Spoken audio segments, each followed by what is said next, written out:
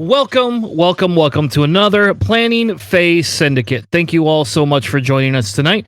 We have an amazing episode planned for you tonight. We have new AMG stuff or FFG stuff. I don't know which it is. It's one of the two, but we have new stuff that we get to talk about tonight. So if you watch the stream, we are going to have an amazing discussion tonight about more in depth than what we had last Thursday. Actually talking about all the new goodies that are coming. Some of the decisions they've made, and how we feel that will kind of affect the longevity of the game. Some of the stuff we're excited for, some of the stuff we're not excited for, but hey, we're here to talk X-Wing tonight. If you are new to the stream, make sure you go ahead and hop on over to our YouTube channel, hit the subscribe and like button over there. You can do the same thing on Twitch. You can hit the follow button. It'll notify you every time we go live. Of course, we are live every Sunday night at 9 p.m. Eastern, 100 UTC time. So we are live every Sunday night. With that being said, there's going to be a special announcement at the end of the stream. So you want to stick around for that. We actually are going to be doing some in-person stream games for quite a bit. So we will have more information towards the end of the show on that as well. With that being said, let me bring my co-host in tonight, Mr. Matthew McConaughey. How are you tonight, sir? Oh, if only I were. I don't know. I don't have the scotch, but tired, but well, doing good. Having a productive day, so that's always the best. And I apologize on behalf of Charles. He will be here a little bit later. He's at the emergency room right now with his grandfather, so unfortunately, that is more important, and we told him, make sure you take care of that. Don't come talk to me. I don't need you. I don't need you on your phone. Take care of your grandpa. Make sure he gets better. So they had to take him in for just some routine thing, and it's taking them longer because it's the emergency room, and it's Florida, and they got COVID. Everybody's got COVID in Florida. And it's Sunday. Everybody's got Sunday COVID right now. Yeah. Ugh. Yeah, my mom and dad live down there. They are very full of COVID down there. They're very... Anyways, yes. Oof, you're giving me the creeps. Anyways, I know. We're in Michigan, though, so yay, less COVID. We are in Michigan, and we aren't the highest rated thing, and we are still masking it up. It's funny, I went to a concert last week with my wife to see her friend's band play, and we actually got to see Soul Asylum, which, if anybody is my age, you'll know who they are from the 90s.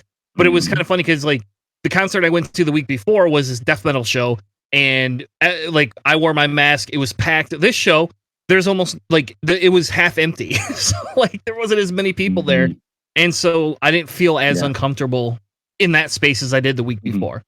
So the wife and I, we have a hard time. We still are doing that a little bit, but we have high risk people, so we have to be very careful. So whatever. I don't want to be. I know for some reason this is all political, so that's not the point. Just please be safe. Please be safe. Everybody out there, please be safe. We want to play on the tables with you someday, so let's do that. Anyways, enough about COVIDs. Let's talk about little tiny plastic ships. Yeah. So this week's episode is Protect the Child, Protect the Game, right? Because we heard some changes from FFG this week. We heard a lot of changes, and I think it's worth discussing, especially because in a community such as the X-Wing community, everybody has their own opinion, right? And everybody wants to talk about, oh my gosh, the world is falling. And yes, I owe everybody an apology. They officially released, and there you go, Charles, when you watch this later, they officially announced that they are still developing X-Wing stuff. They have a whole development team. They talked about that, and they talked about some of the upcoming things that they are working on that are not FFG. So, yeah, seems a bit tangential, though. I will say that. Just saying, it is a little tangential. With that being said, a little different. Sorry, a better way to say it. Sorry for everybody that's here. Yeah. So let's go ahead and start with the Razor Crest. So I'm going to change it up a little bit. I want to get into the Razor Crest just because I'm really promised hyped right them now. Meaty discussion from the start. Okay, Razor Crest it up. All right, we're gonna hit the Razor Crest first because last week we talked a little bit about their announcement. We kind of gave our speculations on what we thought it is. Here is the dial for the Razor Crest. So as you can see, there's 2 churn, Loving the 2 zero stop. Yep, 0 stop, a 5K, 2 hard churn, turnaround maneuvers, and then no blue maneuvers except for straight maneuvers. None whatsoever. 0. So L337 probably. yeah, Or if it's released for other factions, did we find out if it's being released for other factions? Have we gotten any information on that? As of now, it is only Scum.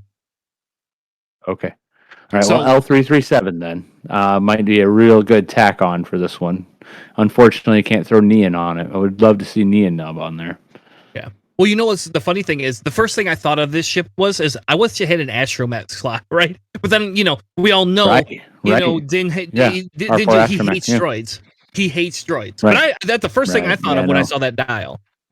I wanted to see. I was like, oh yeah, this- yeah. everything can become white and blue. Oh my god, this is amazing. Yeah. But no, you can't. You cannot. Unless there's a way. L337, I think, is going to be your best bet. Yeah, and I think you're right. So I'll say I'm surprised by the dial. I'm extremely excited by this 5K. And I say that because when we look at the Scimitar, right, that Scimitar in Separatist has a 5K, and that's a large base ship. And you don't see 5Ks almost ever on large base ships. You just don't. Welcome, Catherine. And so I'm a little mixed on this dial. I'm having a hard time not seeing myself be stressed, or this is nothing but a jousting ship. Like, I'm gonna come in, I'm gonna joust you. If I get 3 or 4 turns off, I mean, I guess if I could stick Zam on here, put the child and put Zam on here, I immediately have, I have Force, and I now have Zam for double locks. If you take me off the table in less than 100 points, what do I care? So I kind of see this as like a lane ship, right? Where you like approach a lane, like it gives you the speed and the maneuverability enough to kind of come up to a lane. Like, I feel this is a little bit more like I'm going to go here, then I'm going to flip around, and I'm going to come right back, and then I'm going to flip around, and then I'm going to go right back, and then I'm going to flip around. You know what I'm saying? Like, run a lane, like almost like you do with the Defender. I'm not sure. Just yeah. Yep. So that's the dial. So the pilot card release that they gave us was called the Mandalorian, obviously, right? And let me make this. I'm gonna change my screen a little bit so that we can see a little bit more. I'm very disappointed in the action bar. Come on, computer. I did not get it. I'm not gonna lie. I didn't get a bunch of time to look at these, but for a medium ship, that's actually pretty decent. You might want to put it up just a little higher. I'm trying. So you can get all of the no worries. But you're just sad because it doesn't have the boost, right? Yeah, I'm a little sad, and it doesn't have the boost. I to some extent understand why it doesn't, because I mean, if you were to take this ship and compare it to a Fire Spray, they don't have boost either. Or they do have they do have. Fire Sprays do have boost, yeah. So why does this not have a boost? But I do think that you'll find that I believe that, I mean, and other people can correct me, but I think that there are very few medium-based ships that actually have the boost action. I think that it's only Fire Spray, the that big Punisher in Empire. Yep. And I'm not sure. Does the Reaper get it? The TIE Reaper? I don't remember. I think so. It's Yes. the ailerons. I think it has. So we'll have to. I'm not sure. There you go. I will say I mean, it reminds me a lot of an Arc. Yeah. Just ailerons. Okay, thanks, Catherine. It reminds me a lot of an Arc, and I think that other people are saying it here. It's the pre-Clone Wars ship. Say, yeah. It reminds me a lot of like that Arc when you look at the dial, even too. A little more maneuverable than them, but I think that what they are intending to from this ship is to have kind of like that Arc-esque kind of thing. I mean, I don't know. That's just my initial thought on it. Yep. I think other than that, I'm sad I'm missing my boost. I'm not super happy by a red barrel roll, but that's understandable. Especially for a medium base ship, that's not unusual.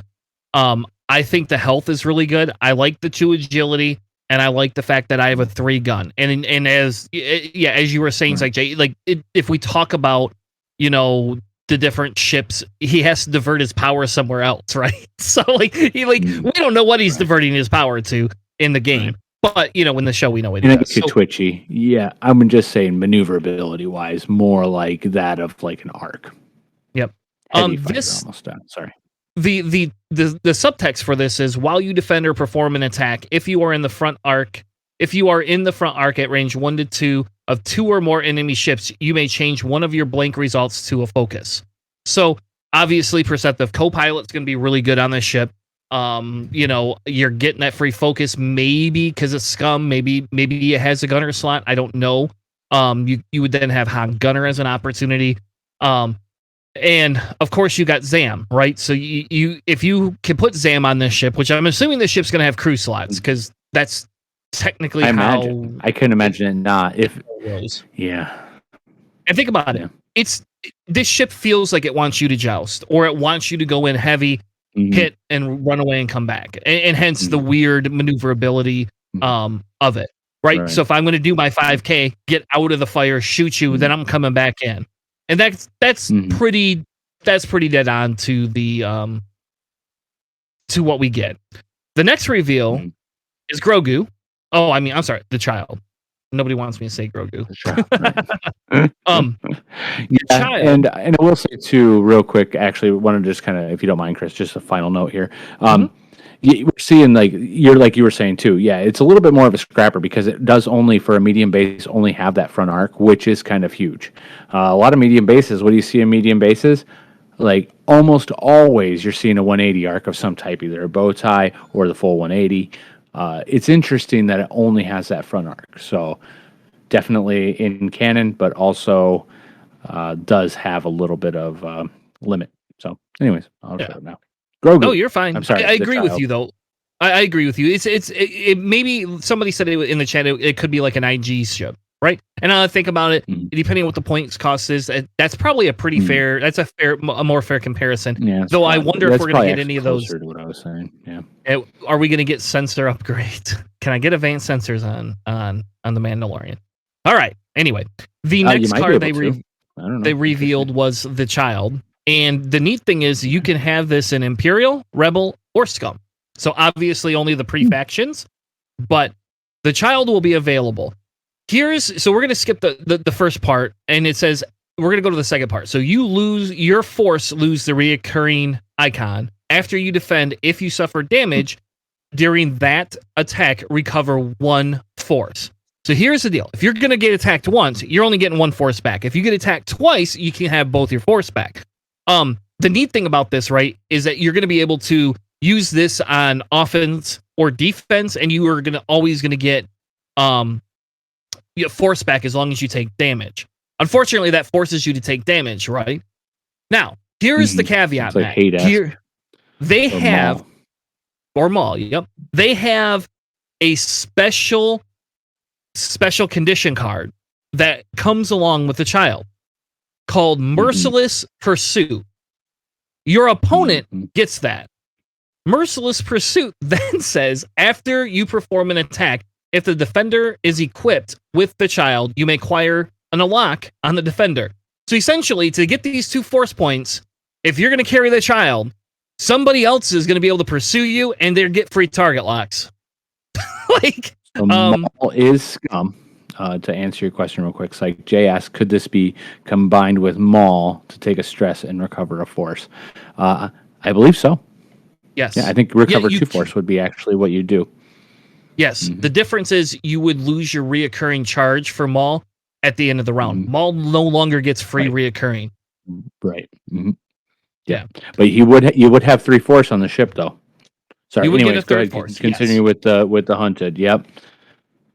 So you'd have to have 2 crew slots, though, too. You'd have to have 2 crew slots. I'm going to wager that this ship is going to have 2 crew slots. I'm hoping it does. I can't really imagine it not having it. That was one thing they did not reveal. Weird. Right. It would be odd, though. From the show and kind of like everything about the ship, it would be very odd not to have at least 1, obviously, but I would imagine closer to 2. Now we just need to get this points accurate, and then let me have boba and play boba with it. And then it can become thematic. Give me boba. Lower my boba points, FFG or AMG. Damn it. Ugh. I bet you could do this. You could probably do that. So I still think that this is pretty depending, again, it's all going to depend on point costs, but I actually think this is pretty good. Honestly. I still think even if somebody's getting target locks against you, I still think that force icon and forcing people to kind of go after you is pretty big, especially if you can figure out a way to be tanky, you know. And we don't know yet. We don't know what they're going to do for tankiness for this. So we honestly do not know in any way, shape, or form if we're going to be getting something that helps Mando survive longer, right? We just don't know. Yeah. And I'm sorry, I did cut you off before you could read that, but that condition, you're right. It's interesting. It's an interesting way of doing it. Yeah. So. Now, the nice thing is it's after you perform an attack, right? So it is after you perform an attack. If the defender is equipped with the child, you may acquire a lock on the defender. Now, get this though. So think about it this way. If you're flying against 10 nub, right? 10 nubs, the double tapping B-wing. You spend you're going to spend, the question is going to become is when does all this trigger, right? Because if I'm 10 nub, can I spend my target lock first to get the, to get my bonus attack, then reacquire a lock? Or if it's the other way around and you are not allowed, like it's just going to be double target locks and you would just lose it. It frees 10 up to do other things. He no longer has to do the specific target lock function anymore. Right. He could do other things, which can make the 10 up could be a big deal against Mando, I think. Yeah. Well, with the child, obviously. And if who's going to fly Mando without the child? Come on, man. I don't know. Maybe there's people. I guarantee there's people going to do it. I mean, I get it. Like you are going to strap them right together, and that's cool. Ain't nothing wrong with that. But I will definitely say there are definitely people going to fly this ship without the child on it. But I get what you're saying. Yeah, and I think if it were me, I'm going to guess that. Yeah, the timing chart answers this question, Catherine. Yeah, I'm going to guess that you would then have the lock to have the shot, so you wouldn't have to lock to get it. But maybe Catherine can answer from the chat. All right. The next ship, and this one I'm pretty excited for, and I am the Gauntlet Fighter. So if you don't know what the Gauntlet Fighter is, it's the large Fang fighter that they have in Clone Wars, right? And they unfortunately did not have an image in any way, shape, or form that they could give us of this. But they promised us it was going to look cool. So we're going to trust them on it. They also said it's almost as big as an epic ship. So can you imagine? This is going to be like the largest large base ship that we're going to get. I need 3 of them. I want 3. One for me. Why do you want 3? I want a backup, and I want to get one commission. And one for the background. Yes. Not that I display any of my stuff. I say I know ship painters, but I'm just saying. Yeah, that's cool, but I mean, see the problem with when they get so big like that. I get they want to have these really cool things to put on the board, but it is a pain in the rumpus to move something that's that big in X-Wing. I get it in Epic, it barely moves. Like if you're barely moving a Raider or whatever it is slowly across the board, okay, you move it, but I mean it's moving, this far. But if you have to like do a K turn or a 5 straight with a freaking fighter that's almost the size of an epic ship, oh boy. Well, this you feel my pain, my board pain. Yeah, this dial here shows the Gauntlet Fighter will either stop or go fast.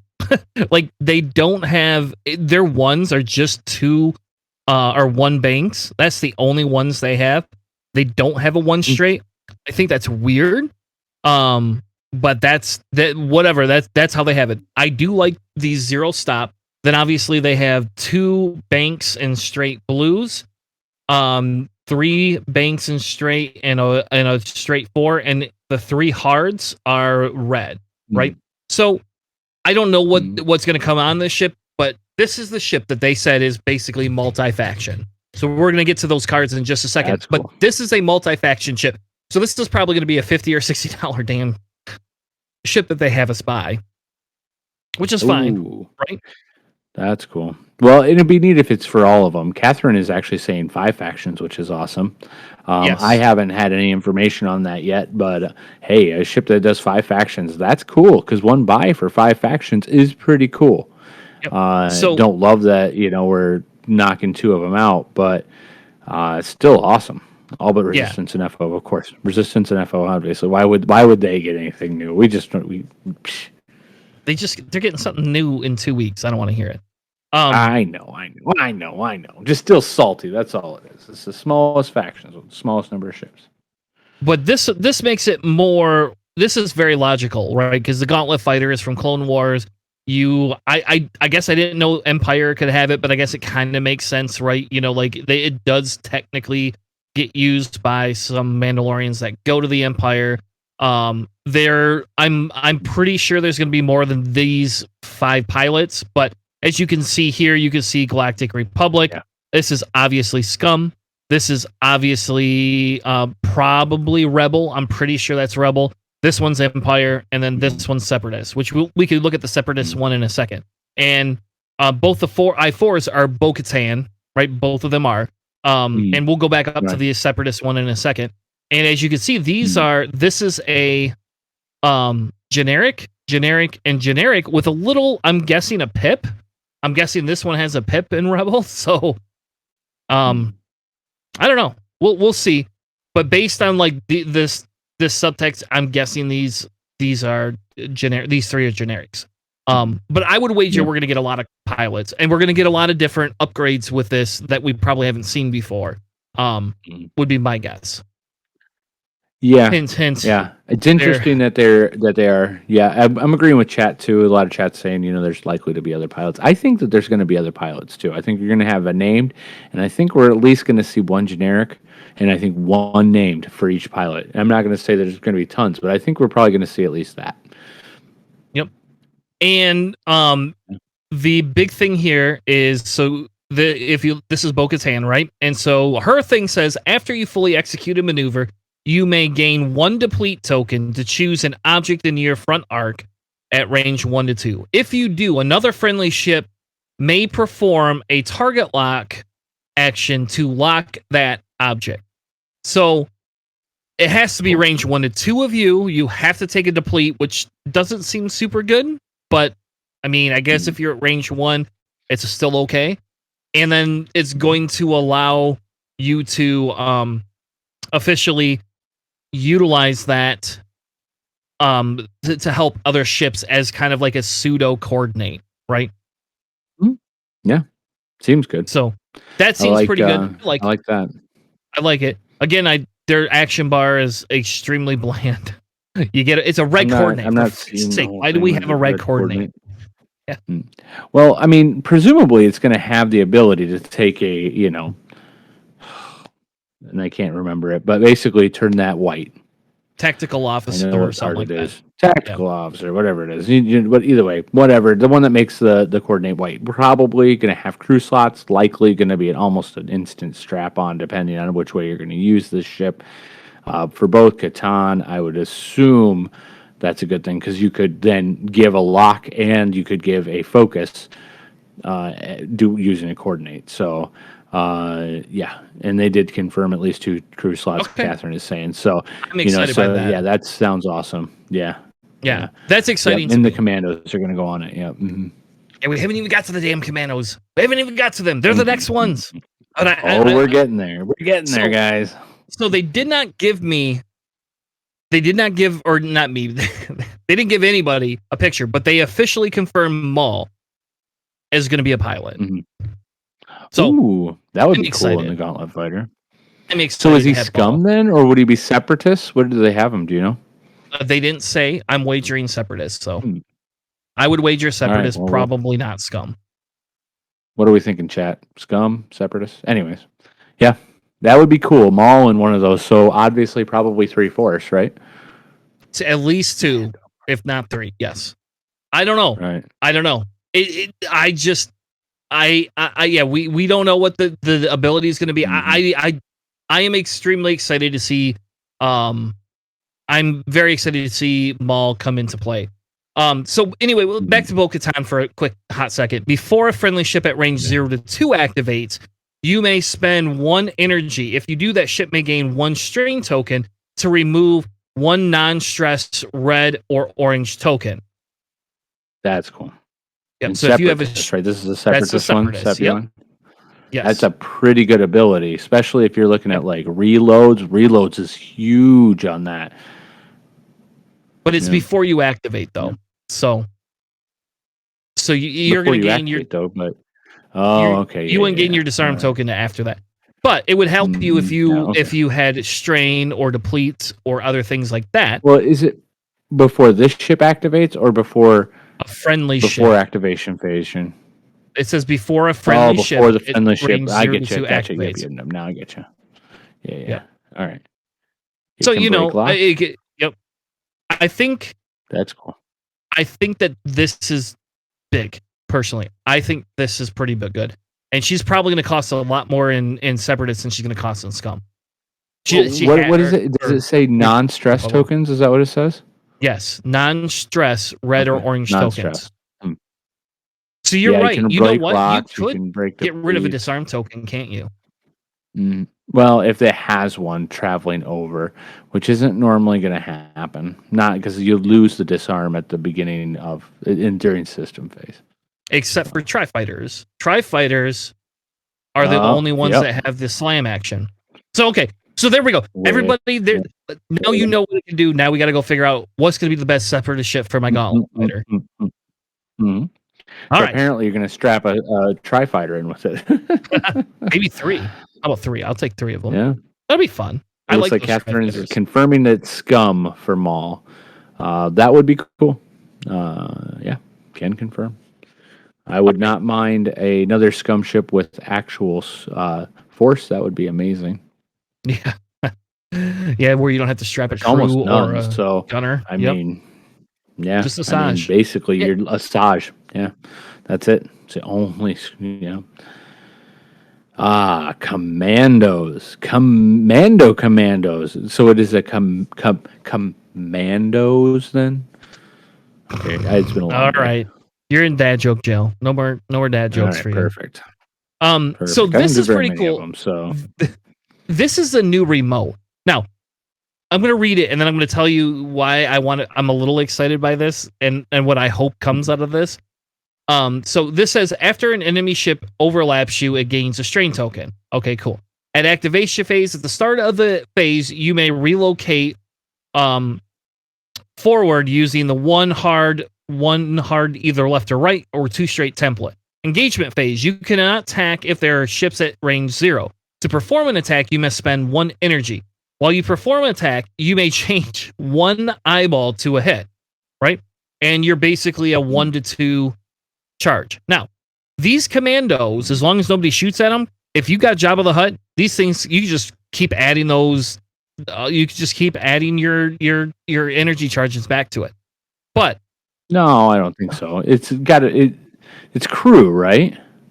It's a remote, so it's like a missile, right? But energy, no. It has to be illicit. Yeah, Psych J's got it. It has to be an illicit for Jabba to work. Oh, all right. Well, so Jabba only will recharge a charge on an illicit.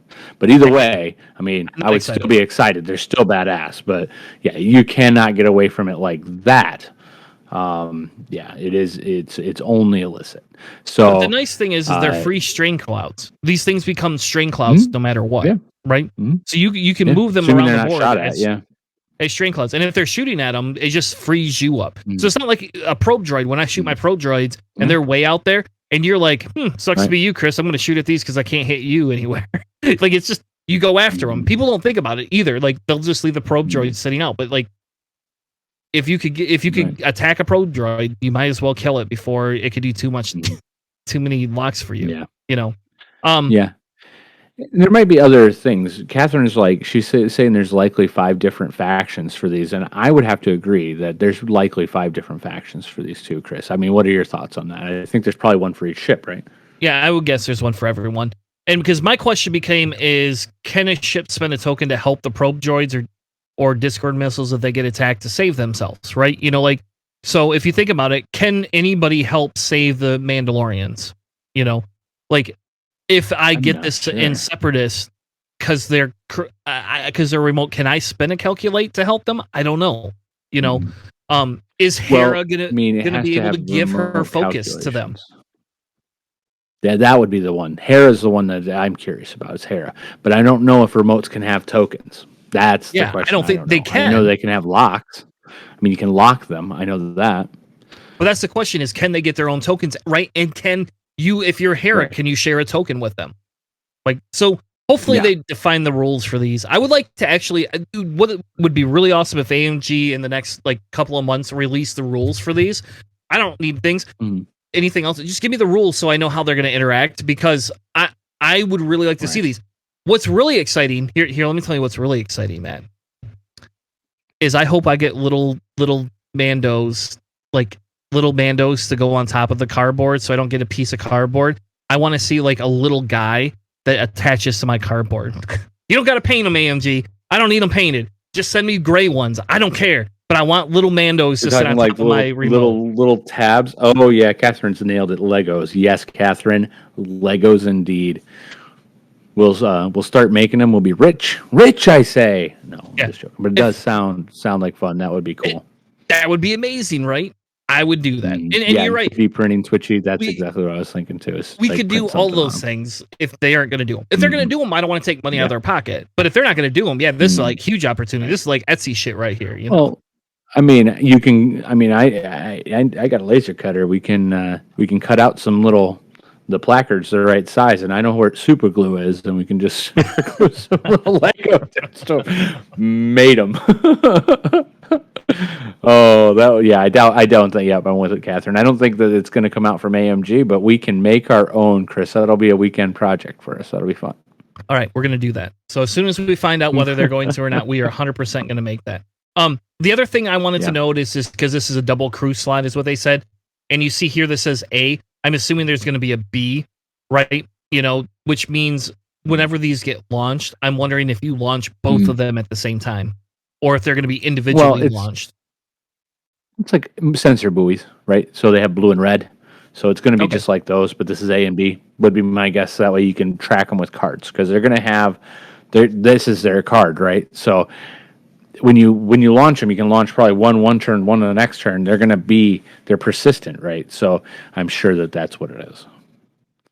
So that way you have the little cardboards are probably going to have A and B on them. Yep. So the next thing that they talked about was a new card pack. So no new ships, but essentially like an Aces high pack is what they kind of basically said. And they are going to give us new TIE Fighter pilots and Fang Fighter pilots. And they're going to be for factions that don't have Fang Fighters yet. So, folks, if you get Fang Fighters... Fang Fighters are becoming multi-faction. I mean, there's... At least for one. Just the one right now, right? Yeah. It's just in Scum. You're getting them in... We're getting them in Rebels now. For a second there was...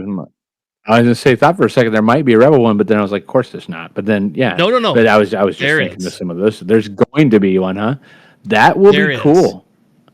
I'm wondering about Rebel flavor with a Fen Rao and a freaking Fang Fighter. Oh. Ooh. I wonder if we're going to get Imperial Fangs as well, like Catherine is saying. That would also be pretty cool. Oh, Rebel Fangs. I don't know how that would go synergistically wise, right? So that's going to be even a harder hitter than some of the X-Wings and stuff, right? And super maneuverable. Yeah. I don't know. That'd be a wingmate for an X-Wing. I don't know how many we're getting, but I mean, if we're getting like a Skull Squadron, like for Rebels, that would be an interesting addition. There are a lot of points, though. I'm not sure exactly how that's going to fit. So, but think about this. Okay, Fen Rao is a different type of a ship, right? Like he's not, the Fang Fighter is not like a lot of what Rebel has. It's just not. Like the Fang Fighter is a pretty aggressive ship. I mean, Fen Rao is a pretty aggressive person. And, you know, if we were playing under the old rules, which we'll talk about the new rules here in a few minutes, but under the old rules, you being able to bid and put this Fen Rao in Rebels as an I6, I mean, imagine him and Hera together. Oh, man. That just sounds very tasty. Like, I am very excited by this. I didn't even tell you. This week, my local, I ran Rebels for the first time on a table in a year. What? I did. You want to know what I ran? I ran something that you should be ashamed of. What did you run? I ran Jake, right? And Hera. Right. And 2 E-Wings. With the astromech that lets you take got 2 E-Wings, do you? I didn't know you had E-Wings, dude. That's awesome. Yeah, they came in my Rebel thing, and when I bought that, I just never was able to put them on the table. So, anyway, so I have one too. I just got it, but that's cool. That's super cool. How did it go? Did you win? Yeah. All right. Yes. Well, that'll teach you. See, now you see why people play that shit against you. I lost Jake. That was it. So, but did you really? That was it. The small Jake, huh? Just Jake. Yeah. But that's okay. Those E-Wings were tanky, but some of it's the maneuverability. Some of it's the joust. When I came in, I got a really good joust round 1. Okay, so let's talk about Fen Rao real quick, because I am a little excited to see Fen Rao in Rebels, because this definitely supports, especially because I just watched Rebels within the last 2 months. Before a friendly ship at range 1 to 2 engages, if there is an enemy ship in its front arc at range 1, that friendly ship may remove 1 non-lock red token. Ooh. Nice. So you can have a ship that's stressed, get rid of it. You can have a ship that's strained, get rid of it. The thing is, it just cannot be the target lock, right? The lock, right? Yeah. Which so cool though. I mean, stress, strain, deplete. Why not? Yeah. And actually, MJ Baird is saying something too in chat. I would love to see this too. It's Wedge, Fen, and Hera. So that's a 666 for the Rebels too. Without the Falcon, all small base ships, and no caterpillars. I'm sorry. Ooh, bring me. Yeah, give me some ace play there. That sounds fun. I like that. That actually sounds really good. And then that particular thing with that particular setup. Right, because you're looking at the double like the Hera focus boost, right? So, assuming she boosts into a range or barrel rolls into range where she has that, perfect information at 6, right?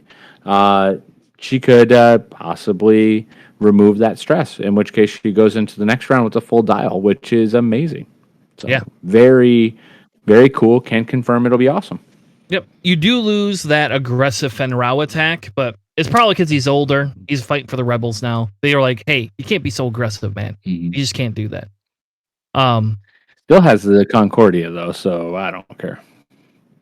So, it does have the Concordia, which is nice at range 1. Yep. So, the other thing that the other pilot that they released was called this ISB Jing Oist. I don't know if that's the proper way to say it, but that's what it is. So we're getting new TIE pilots, which is kind of cool. I'm still kind of skeptical because, like, what am I going to run? TIE pilots just burn. So if I'm going to run TIE fighters, just run them in freaking, FO, right? I mean, that's just the logical thing. But anyway, they do have this. This is you can have 2 of these. Before you engage, you may choose 1 enemy ship in your front firing arc at range 0 to 1. If you do, that ship gains 1 deplete or strain token of your choice, unless it chooses to remove a green token. So it's kind of like a Darth Vader-esque, without being aggressive or strain or deplete, though. Triple O. Jingoist. Jingoist. Yep, Jingoist. There you go. It's a solid ability. I suppose if you're grabbing a couple of these and if they're cheap enough, it would be. Yeah, that's funny. AKA belligerent nationalist. Jingoist. Yep. Anyways, if you are running a couple of these in a swarm, I will say for a TIE swarm, this is giving you. We're starting to get more tools in the TIE swarm. So basically, maybe something to go with the release of the what squadron? The one with Iden Verso. I can't remember names right now, but anyways, that squadron, uh, it can be pretty solid, right? You're starting to take away some of their tools. Inferno Squadron, yes, thank you guys, everybody, thank you very much. Yeah, Inferno Squadron. So something to go with Inferno Squadron. It's at the same initiative too, right? I believe most of Inferno is 4. I think Dell is 5, but either way, very, very good to have this really neat little addition at 4. I think what they're like looking at maybe is a little more ability for that kind of stuff. I'm wondering if they're going to be reasonable point costs, because let's be fair, even Inferno Squadron isn't all that great. So um, a little more tools with them would maybe be not bad, especially if they're cheap tools. So the other pilot I bet we're gonna get, in my opinion, is Moff Gideon. That's just my opinion. If we don't get Moff Gideon, I'm gonna be pissed. Yeah, because that would make maybe. sense if I have no we're idea going to who we're getting. release all of the Mando stuff. That would make sense that we're getting him. Yeah. All right. Yeah. So that was all the Catherine's agreeing new. with you. Yeah, it's just logical to have Moff Gideon. I agree. Like to me, just if we don't get it, it seems kind of like a travesty. Right. And I mean, we saw him fly one. He was in 2 seasons, for fuck's sake. At this point, it's been long enough. Give me Moff Gideon. Not that I'm ever gonna fly the TIE fighters, but I don't know. You never know. Maybe they'll be able to. Maybe they're gonna try to make TIE fighters, like sprinkle them in. Right. I can have 1 or 2 of them with some other ships. I mean, maybe instead of me taking 6 interceptors or 5 interceptors, I can take 3 interceptors and a couple of TIE fighters. I don't know. Sounds good to me. Well, what do you see in your brain as the possibility of those TIE fighters dropping at least 2 points? Like there's no reason why I wouldn't see it happen. You know what I mean? Let's be fair. TIE fighters at 22 are dog crap. So nobody's taking them unless you got something to, I guess, force multiply. But even then, there's almost always something better to slot in instead. So for me, man, no. Yeah, I would like to see some of We got to do the discussion down. I agree too. I agree. I think that we really need to look at the TIE fighters, which I'm hoping that they are, as they're talking about points changes. Let's try to make them, at least usable again, maybe, right? Yeah, I agree. Okay, so for our next segment, and I'm going to stop with the AMG spoilers for just a second, and we're going to take a breath because we have some exciting news, and this is something Charles actually came up with, and I feel really bad because he's not here, but I'm not going to wait till he comes back to announce it. So this week, Charles sent me this information that they are officially making Luke Skywalker an Imperial pilot. So I'm going to say that again. They're going to make Luke Skywalker an Imperial pilot, right? That's crazy. Right now, you're just going back and you're like erasing everything. Well, you're just like, what are you guys doing? What are you doing, Disney? What the fuck? Like, I don't know. Sorry, I don't mean to. It's called multiverse, sir. It's a colorful multiverse where we all exist on multiple timelines. Stop poo-pooing the fun and just fly the ship, sir. That's Marvel, damn it. Anyway, so now, what's happening is the Lego Star Wars franchise, which I don't know if that's considered canon or not, right? I don't know. But essentially, the Lego Star Wars franchise is going to take Jedi Knight Skywalker and turn him into a soldier for Palpatine and the Galactic Empire. And they have a trailer coming in October 1st called Terrifying Tales. And I like the Lego Star Wars movies. I think they're cute. But they are. It is what it is. Anyway, so we're gonna get it's fun, guys. It's just play.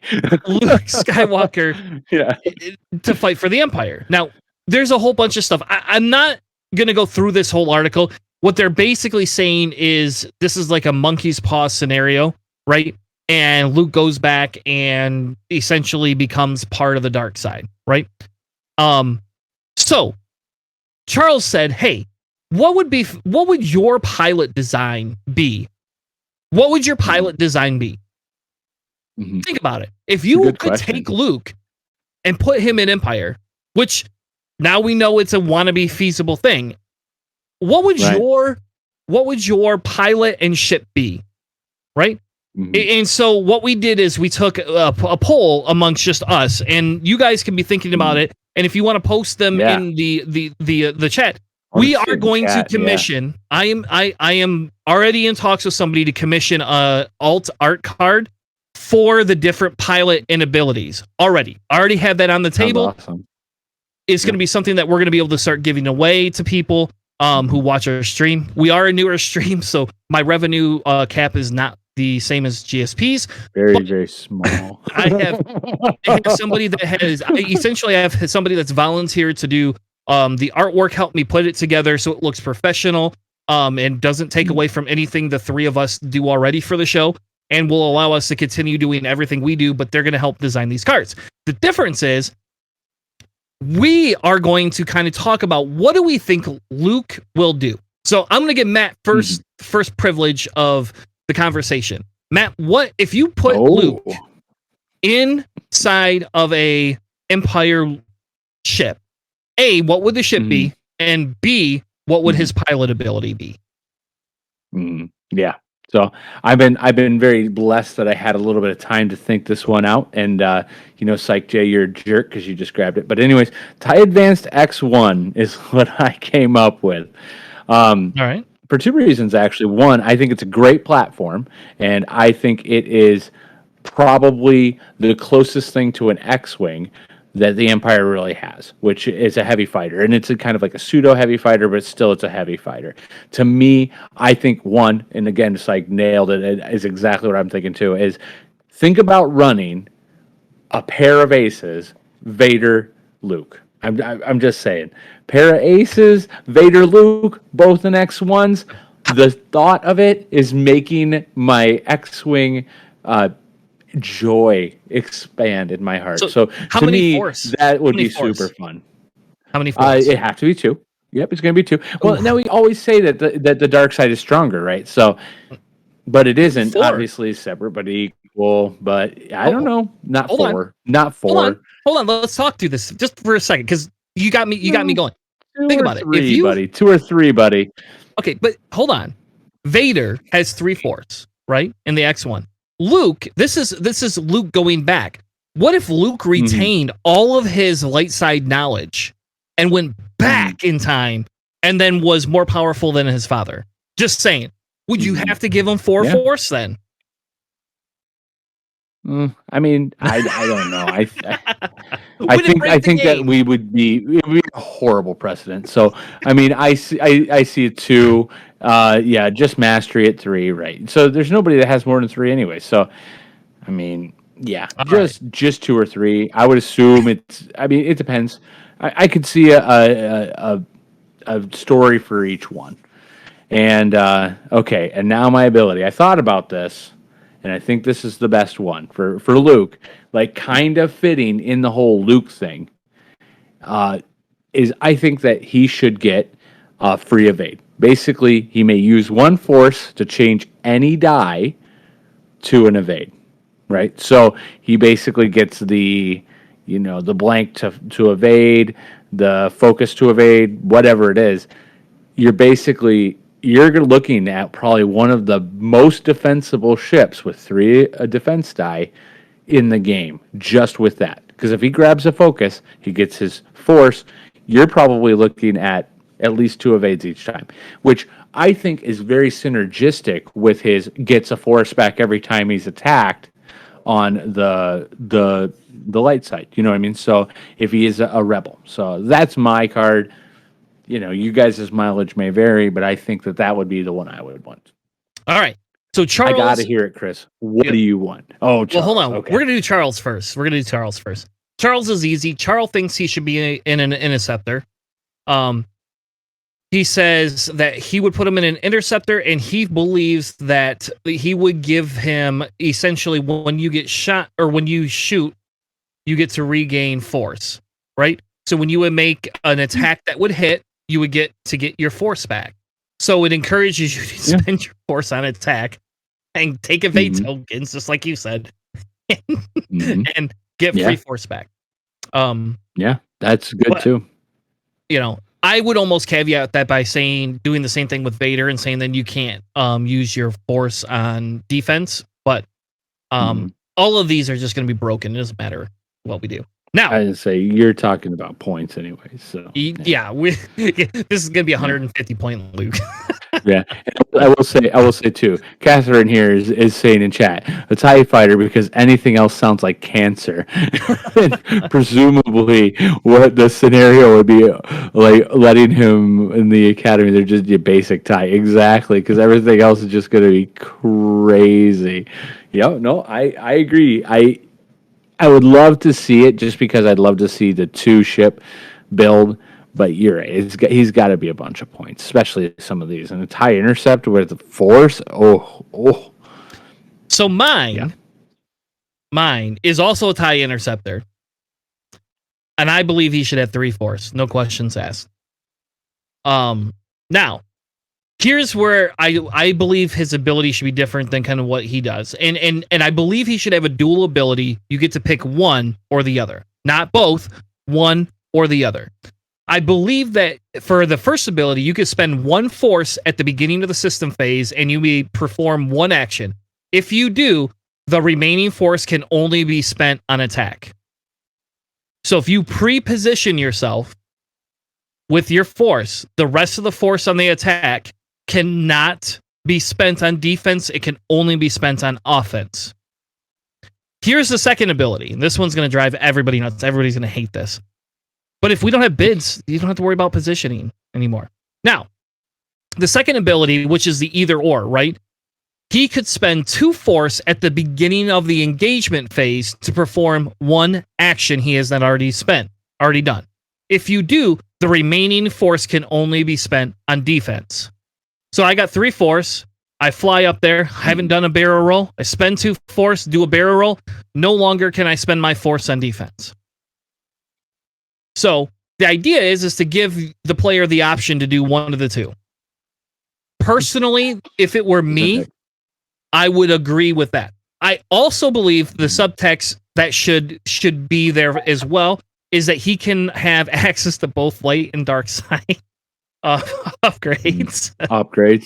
Yep. And I also believe they should add a purple target lock to his thing.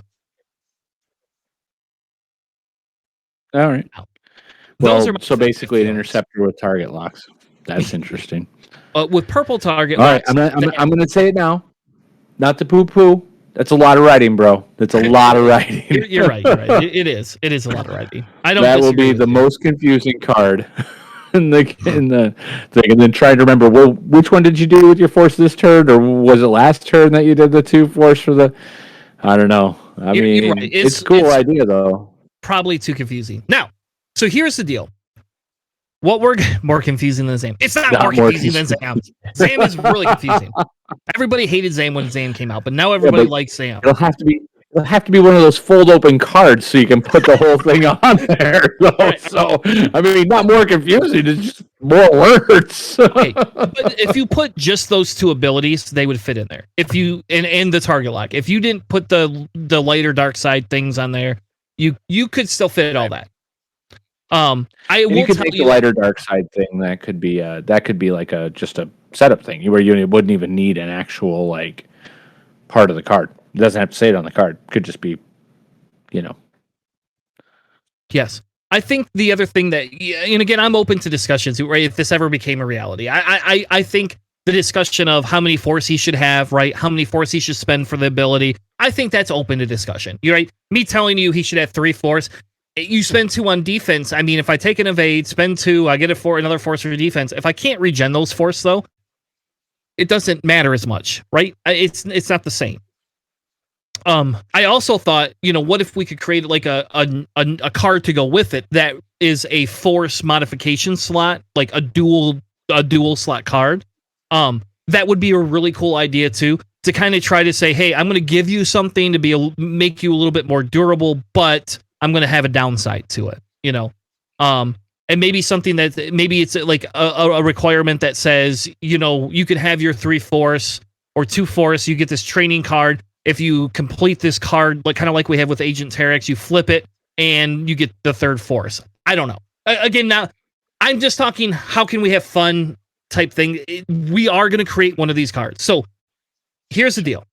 If you are all excited by this and you want to submit your opinions, I will have a link. Your options. Yeah. Yeah. I will create this week. I'm creating I'm going to create I don't know. Do I do a poll? Maybe I'll do a poll or a Google poll or something like that. And we could do a post on Facebook too. Would also work. Yep. That works. I will let everybody know what we'll do. But we're going to do something where you guys are able to submit your answers to this. So maybe a Google form. That's what I'll do. I'm going to do a Google form because I think we should at the end we should vote on it. We'll have an episode where we vote. Maybe while we're live next week, maybe we'll look into that. I don't know. What's the thought on that? That's something we could actually do live. It won't be next week, but yes, we can do that in 2 weeks. So I will get a Google form together tonight. And I will get it out. So if you are not in our Discord, join our Discord right now. Head over to Discord. Join the Discord. That's what are we giving? What are we giving the winner? What are we giving the winner? So okay. So that's what we'll do. We'll gather everybody's things. We'll put them all in there, and then we'll let everybody vote. Whoever gets the winner, their card gets made. So I'm probably gonna make my card too, just because I'm a dick. Yeah, that's true. Because I like my card, but anyway, but we will make whoever. You mean your set of 4 cards, right? My set of 7 cards. 7 cards. Damn it, man. 7 cards. No, I'm just gonna get one of those bigger cards like FFG created, those quick build cards. That's just what it's gonna be. Yeah. There you go. That's why they created it. So you actually make this card. People like me, yeah. So like for the Tanners of the world. But yeah, it would be interesting. Aces High though. Think about all those different Lukes, Aces High style. Oh yeah. Tarot card side. Yeah. Tarot card size. Okay. There you go. So I'm going to side tangent for just a second here. A second because most of us that are Star Wars fans probably like Marvel to some extent. Matt and I both play this card game called Marvel Champions. And yes, I know FFG, fuck FFG, blah, blah, blah, blah. But we play this. It's a really fun game. It's insanely good. I love it. They have a hero called Ant-Man, and he has 3 forms. He has normal form, he has big ant form, and little ant form. And the card is F, and it folds and becomes big, and you unfold it to become big. So there you go. So we can make that possible in X-Wing. All right. Exactly. All right. I mean, it could be done. I mean, but it seems silly just to do it just for your one thing. But you're right. You're right, man. But I just thought I'd give a. I mean, I love that you're so into it, though. I mean, I think that it's a really cool idea. I mean, obviously, completely theory crafted. They better not actually have one real one, but I think it'd be fun, and I think it would also be fun to Aces High this with 4 people. Not gonna lie, using our special Lukes. Cards. Hey, and I'll tell you what. Like, think about it this way, Matt. If we made this a regular segment and people actually want to check our show out more, we could do this once a month, and then like at the end of a quarter, release all the cards to anybody that subscribes to the channel or something like that, right? And it wouldn't be a bad sub gift.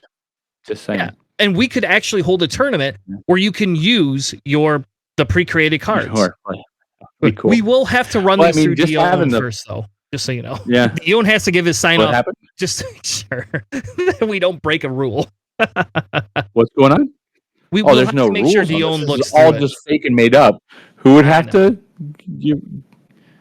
Who has to give an okay on this? No, he wouldn't have to give us an okay.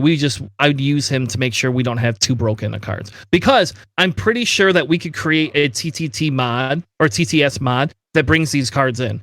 I talked to somebody a couple weeks ago, Flipster. I talked to him a little bit, and he's actually explaining some of how to bring some of that type of stuff in. So these could be totally viable cards, like that we could actually use and play with, and we could hold a tournament, like just like a local like an online tournament for everybody. We could just like have fun on a Saturday or something like that. I don't know, or a Thursday. Who knows?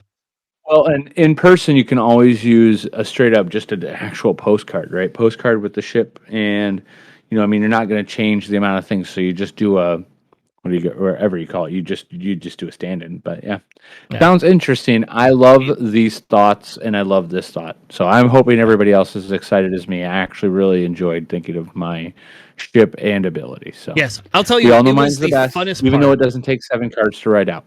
It's no fun because you don't got 7 cards. You gotta get 7 cards, man. Damn it. All right. Okay.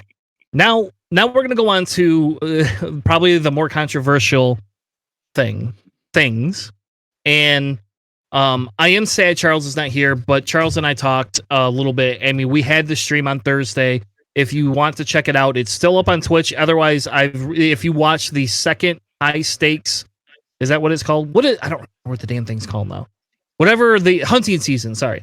If you watch our second hunting season video under our we have a playlist that like a community challenge playlist. That's where I uploaded them to. We actually talk about some of this stuff already, but we thought we'd do it officially. So if you want to hear a lot of Charles's thoughts on it, specifically, he's very similar to us, and I do have a segment at the end that I will read of his thoughts and things like that.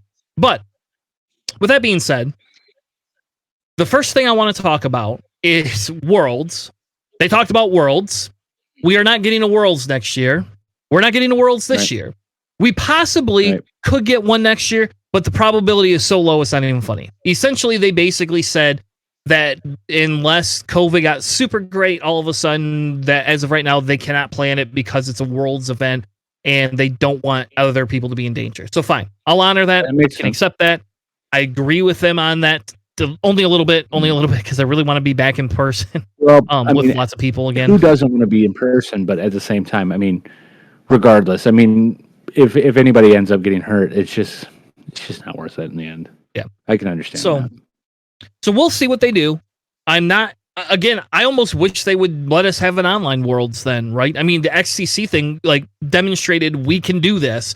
This is a probability. This is a thing that can be done. So I'm going to stay out of that for now. I will tell you I'm disappointed I'm not getting to 22 Worlds because I actually already went to my boss and basically said, you cannot book me for trips or anything in October because if there is a Worlds, we will be there, or I will be there. Even if I don't get in, I'm going to be there. So now on the positive side though, if they do delay it to 2023, there's going to be more opportunity to get tickets, right? Or, to qualify for it. Because that's how FFG did those things is they had qualifications and different things like that. And for me, that's good because Matt and I actually started at the beginning of 2020 and like we never had an opportunity to win a Worlds ticket. We had no in-store events that the two of us could go to at all. And we were very sad, but on the positive side, we didn't have to worry about it because there was no Worlds because of COVID. So what I'm excited about is the fact that, if they still allow for in-person play for smaller store events that give out invites for 2023, that's good for me. I'm excited by that as well. That I don't want to say that turns my dials. That makes me happy. I don't know what the hell whatever. I'm excited because and to be fair, we are looking at a lot of time. So there is a time frame where people can we can like start with new measures or something can happen in the interim where we might be able to negate some of it and 2023 might become very viable. So sad to hear about 2022, definitely crossing fingers for 2023. And yes, I agree. I wouldn't mind seeing some store play that does have those qualifications and invites. Yes. Now, with that being said, they told us they're going to be at Adepticon. Now, I'm a little confused because I thought Dion mentioned on his show that he was doing an Adepticon thing. And so as a group, for example, Charles and I are already committed to going to Adepticon. Matt, depending on his work schedule, this is a little farther in advance for Matt to make a decision like 8 months out. But because where I live right by Chicago. So for me, it's a no-brainer to go to Chicago. I have friends there. And I actually have an office in Chicago, so that Thursday, if I don't want to take the day off work, I can actually literally just go in and work during the day if I want. So I will be at Adepticon for sure, and I believe John, kind of our co-partner friend that hangs out with us all the time, he is also going to Adepticon as well. So that's kind of going to be what we're looking forward to. So they didn't really say specifically what the competitive play would be or that, but they did say there will be some competitive events and they're going to have narrative play by then.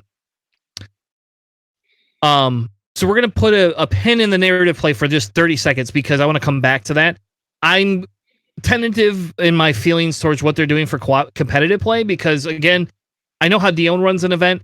I would hope they just reach out to Dion and let's just solve it. Let's just kill two birds with one stone. Dion lives there. Let him deal with that, right? Let him be that partner that you should be letting. He's done these things before, and I would be very sad if AMG decided to try to run a competitive event and did not reach out to some people in the community that have been doing this through COVID. We'll just put it that way.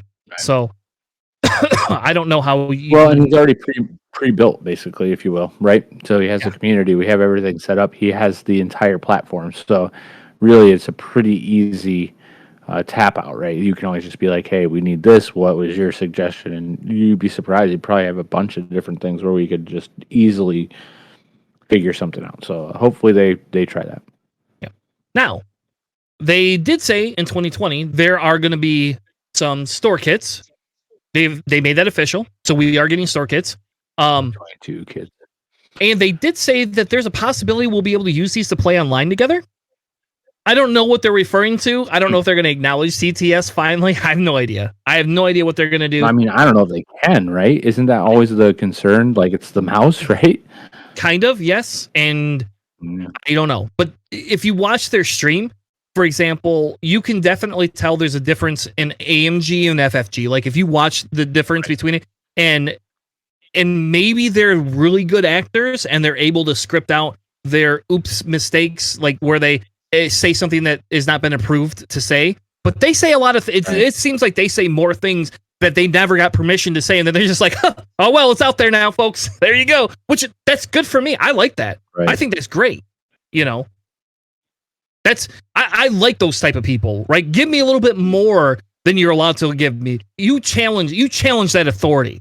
Fuck the, you know, that's all I'm saying. Challenge the authority a little bit. I'm wondering if maybe, like, if I were Disney, I would definitely kind of be like, yeah, you're gonna, like, there has to be some sort of something. Like Baird is saying, he's saying that they play the Crisis Protocol on there. So really, if you're gonna stop all gameplay and almost, you know, make it almost not allowed even for two people to play from two different households, it does become very tricky to have even casual gameplay allowed during this point in time. If I were the mouse, I might be like totally like the blinders. Now maybe in 3 years, if COVID's gone and everybody's still trying to do tournaments online or whatever, if I were them, I'd probably reevaluate my position on TTS. But at this point in time, I mean, really, it's keeping the game alive. So, I don't know, it keeps their licenses viable, right?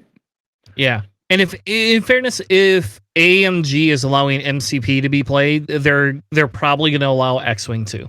I don't see why they wouldn't. And I think that if you look at what's happened, I mean, I've spent enough money during COVID to choke a horse. So, I mean, my store is very happy with my expenditures. and the only person I could play in person with was Matt. Matt was literally the only like Matt and I sanctioned each other. We had nobody else we hung out with really that often at all during COVID.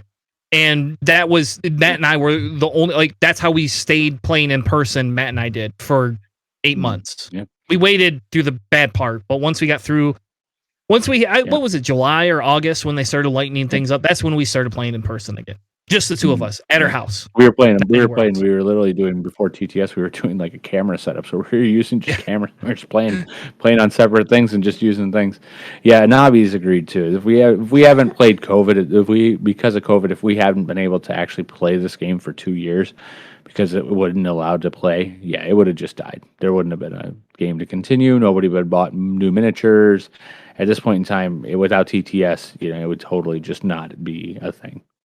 And that's true. And I could tell you the same thing. I mean, Destiny got canceled at the beginning of COVID. And you know how many Destiny games I've played this year?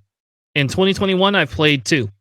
In 2020, I played quite a few. But about a year into it, because there was no in-person play, they killed the game. And then no in-person play, I just gave up, moved on. Now I play X-Wing. All right.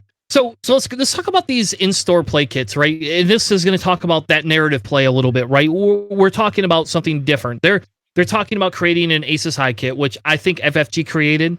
And I don't think that this kit was created by AMG personally.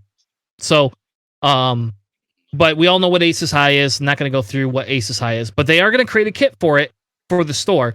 And here I'm going to show you. I'll show you the picture, I guess, if you didn't see it already.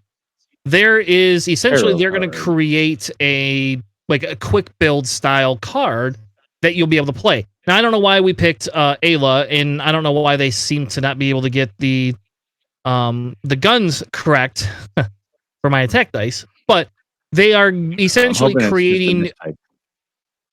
It's not a mistype when you put 3 versus 2 versus. Come on, man! Like, I mean, it's an ETA. We know that the bullseye's 3. That ship's been out for a little while now. Anyway, I'm just saying it's a mistype. That's all. We all know it's a fucking print. I'm just saying it's like if AMG wants to get better at it. I mean, like Dion was able to fix it in 1 hour. I'm just saying, like Dion fixed it in 1 hour. Yeah. If they can't fucking fix it, they could probably fix it in seconds. When it comes to like the actual like image, they can fix it in seconds. The problem is whether or not it's been off to the printer. My wife's a graphic designer. I promise you, she could fix this problem in seconds, if not maybe a full minute. But still, it is It's not hard to fix. It's just that it's the only problem is like if it's off to the printers, right? So yeah. I don't know. I doubt this one is, but we'll see. Well, you never know, right? You never know. No.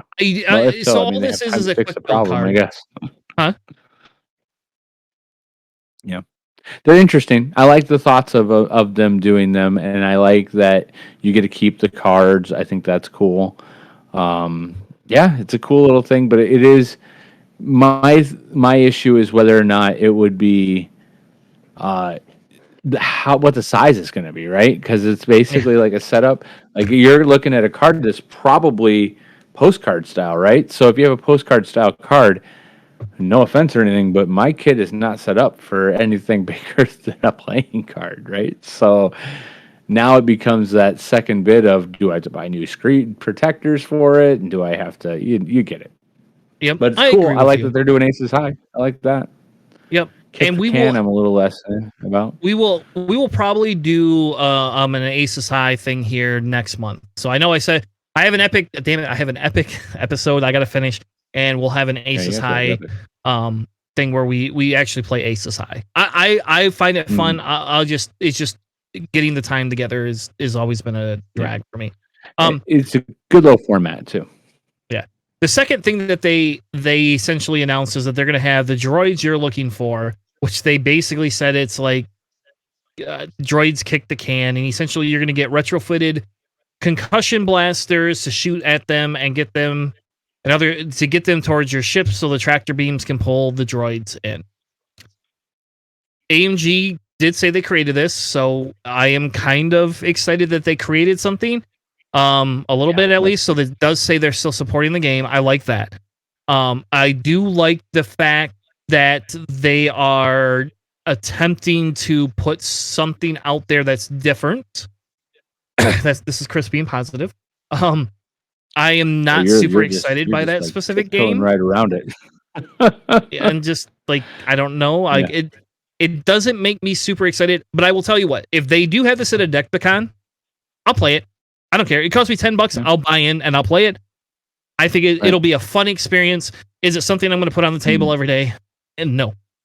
Is it something that I would play at my local though? Yeah, I would play that at my local. I go every Monday for a local in-store place, and if they adopted this and they're like, hey, 1 week we're going to play this, I'd play it. I would 100% play that. Yeah, that's interesting. It's very interesting. I mean, you'll play it. Seems interesting. It's not as good as... it's not like one of those like, yay, I can't wait to play it. It just seems interesting. I'll give it a shot. Yeah. The next thing I want to talk about that I am very excited about, this hands down, in my personal opinion, is one of the things I'm excited for. And I'll explain why in a second. They are going to create competitive play scenarios. As in, we're going to get a competitive play scenario. And no, I don't want to replace my dogfight, let's get my ships versus your ship. I don't want to get rid of that. I still have fun with that. because I enjoy the points building challenge and I enjoy the list building challenges. All of that stuff comes from my card playing days. I like that. What I like even better is I'm going to have competitive scenario play where I'm going to have to take on another layer of a challenge to competitively play inside of there, right? Because we can all admit that not all of us are the best at dogfights. Not all of us are the best ace players. We have to pick which type of player we are. Now, they're going to add a new type of player into the mix for competitive scenarios.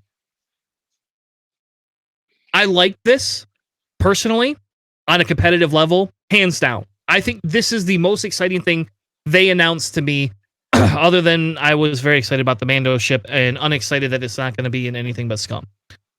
But very excited that I'm getting the Mando ship. But this here, for me, like hands down, like I like different challenges, period. Like that is some of the funnest things I find in other games, and giving me other win conditions, other different things. This just becomes a different way to play it. And I think what it does is it introduces other players to a competitive circuit that may not be part of that. And then what does that mean? That's going to draw them into saying, well, hey, if you like this, you know what? We run a 75-minute game over here. I'll teach you how to do this. And I just really think it'll be great for the team all over, personally.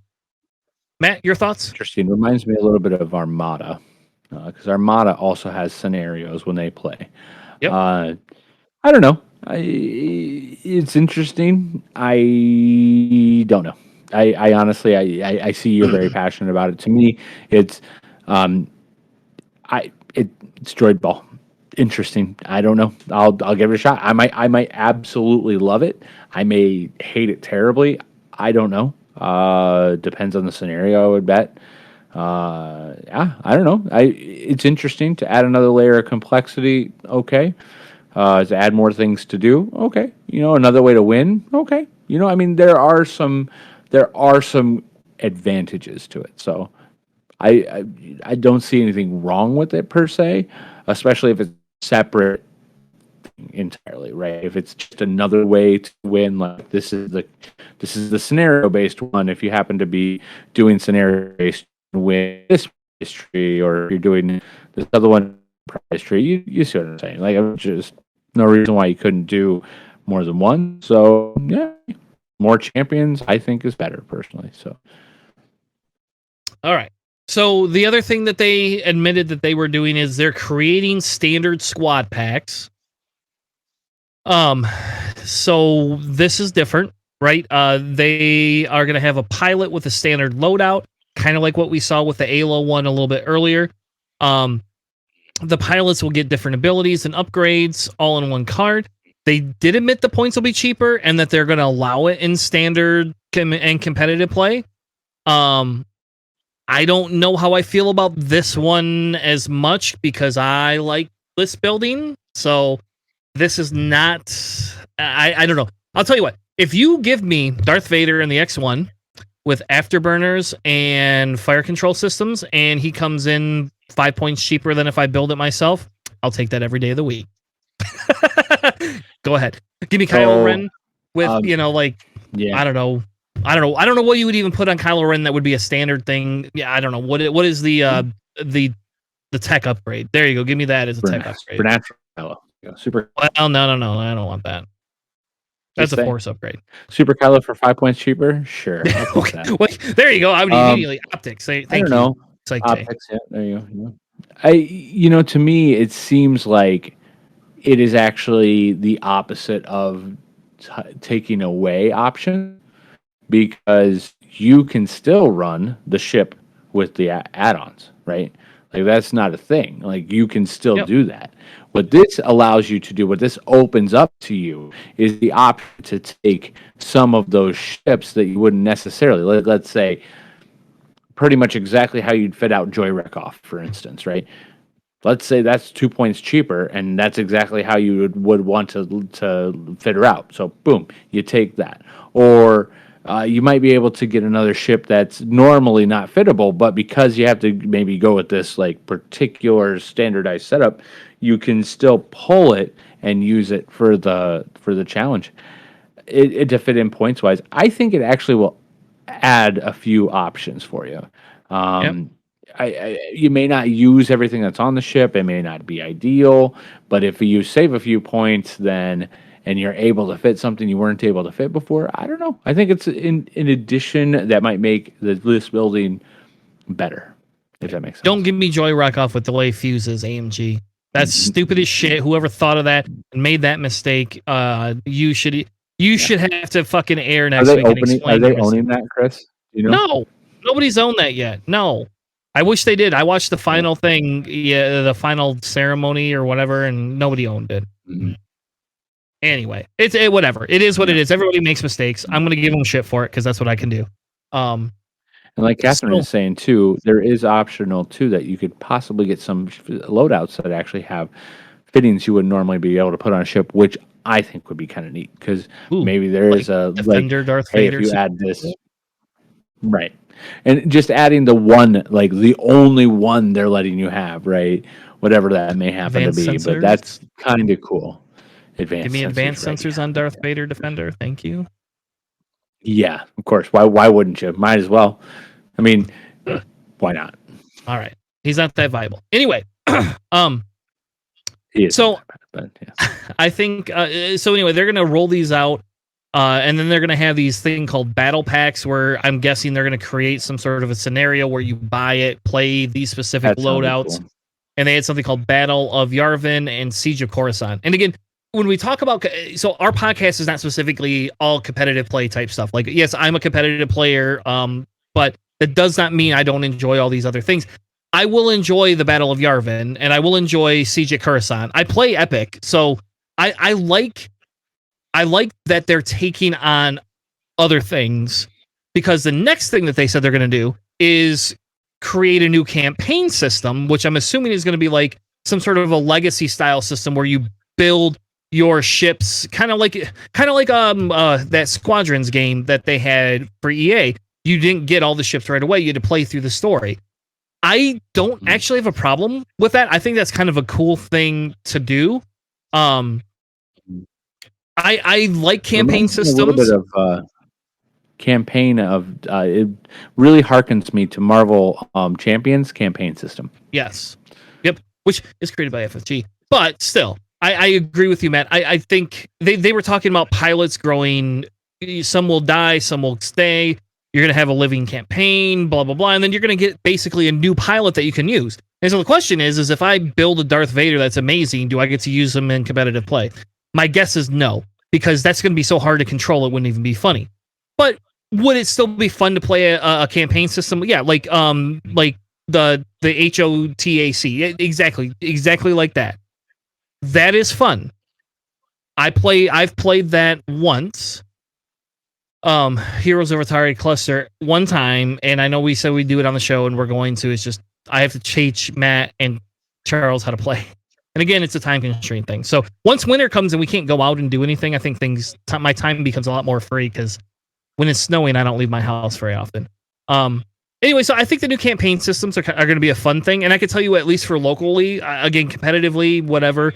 But I think locally it'll be something we play quite a bit. The last thing they said is reprinting 1.0 ships. Long-term project. They don't have anything in the works specifically, but they're going to reprint ships and relook at some of the 1.0 cards that they did not before. I don't know. I'm personally not excited by it, other than it would be nice to have an Alpha Star Class, in my fleet that I didn't have to pay $150 for. And no, I have not paid that. That'd be awesome. I literally am ignoring that ship until FFG does something or AMG does something to lower the points so much that it's like super competitive. Then I'm not going to spend that kind of money on that ship. Right. And yeah, $50. I'm glad you all got it. Ridiculous.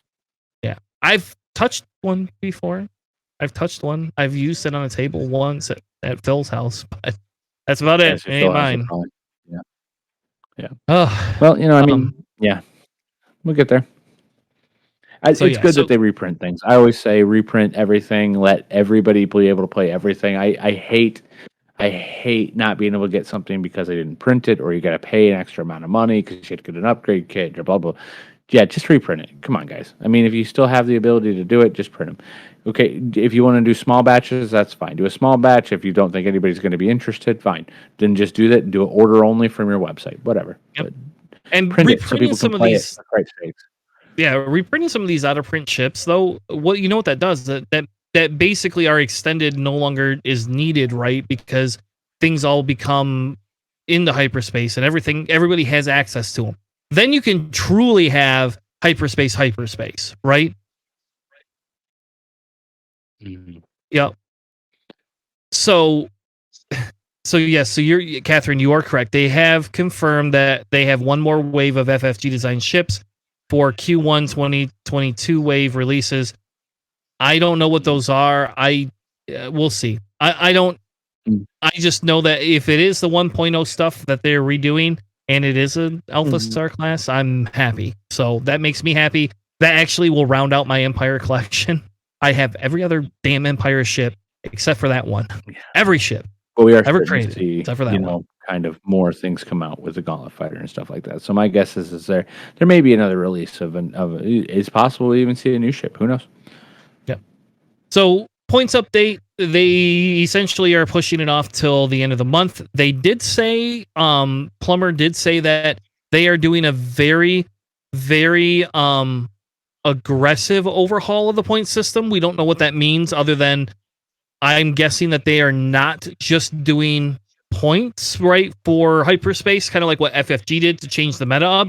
I'm guessing that the way he made it sound is they have genuinely looked at all the different options, which, Matt, that might be good for us if our TIE fighters all go down. I will happily put an Empire TIE Swarm on the board. I did it last Thursday against Charles with that hunting season. It didn't go as well as I thought it would, but it is fun to in-person play TIE fighters, and it would be even funner to play that against like an X-Wing squad or something like that. I would do that if they lower some TIE fighter points. Yeah, I think there's going to be a pretty big rework.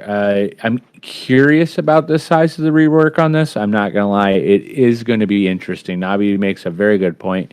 With the rules changes, I do see a pretty big chance that there might be some issues.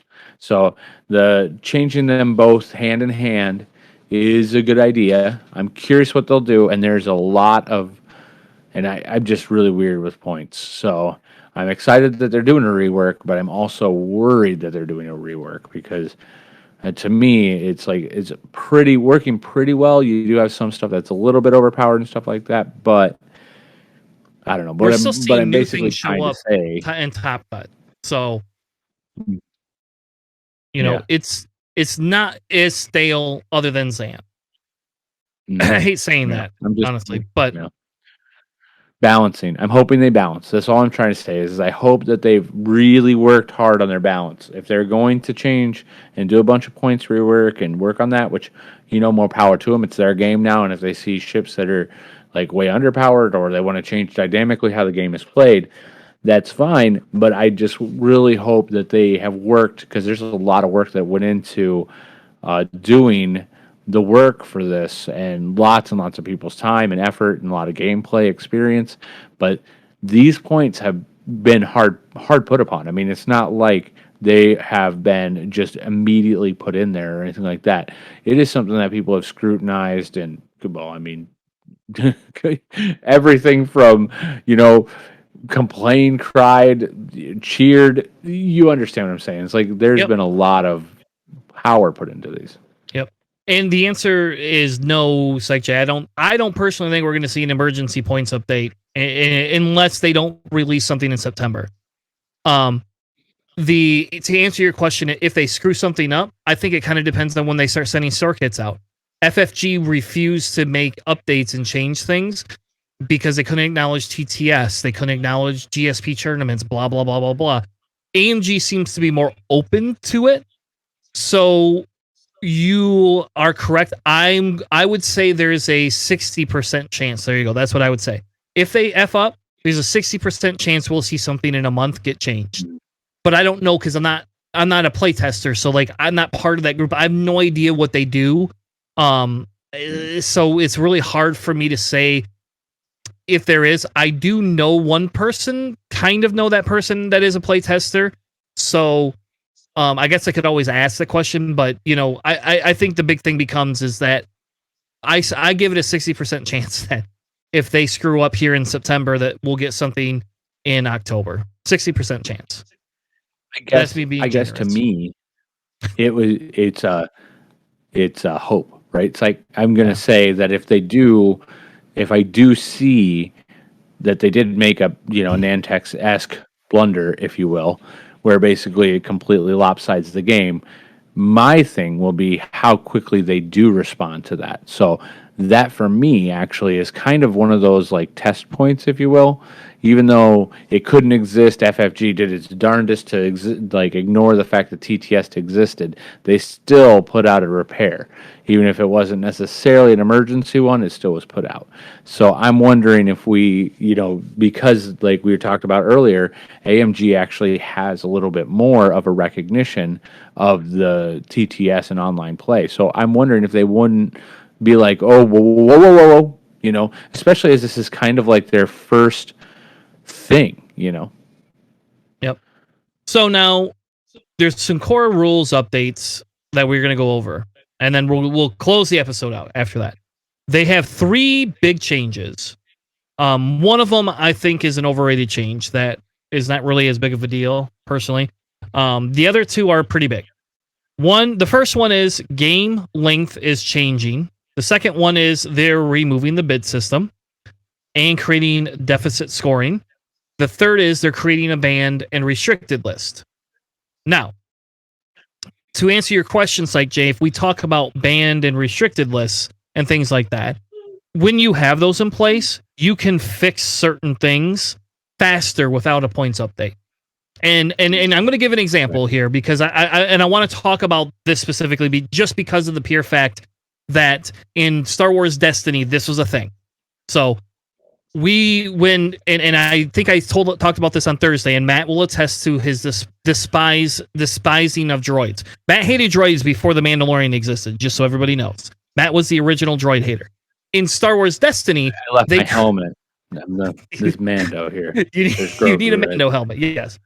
In Destiny, what they did is they created these cars that had synergy. It was Chopper and R2-D2 and C-3PO. They were different colors. So in Destiny, you had different colors, kind of like we had different factions, right? The more colors you can bring into your squad, the more access you had to really good upgrades, like really good. And what would happen is, because you could bring all 3 colors and they all fit, you could bring all of these upgrades from everything that was on your hero side and neutral side into this. So gray, yellow, blue, and red. What would happen is there's these cards that would allow you to activate your R2-D2. He rolls his dice out. He then gets to fix one of his dice to any side if he spots C-3PO. Then, because it's an ambush event, you could then activate another character. You could then activate C-3PO, which then allows you to again fix your dice on top of resolving a dice and enhancing that dice thing. So if R2-D2's got a lightsaber on him that's worth 4 hit points, he rolls it out, he fixes it to the 4.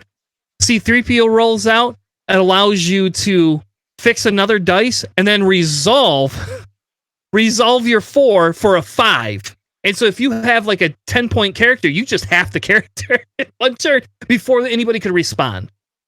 And so anyway, long story short is when we talk about banned and restricted lists, which I think is the most, I think that's for me, this is the most normal change to the game that they could make.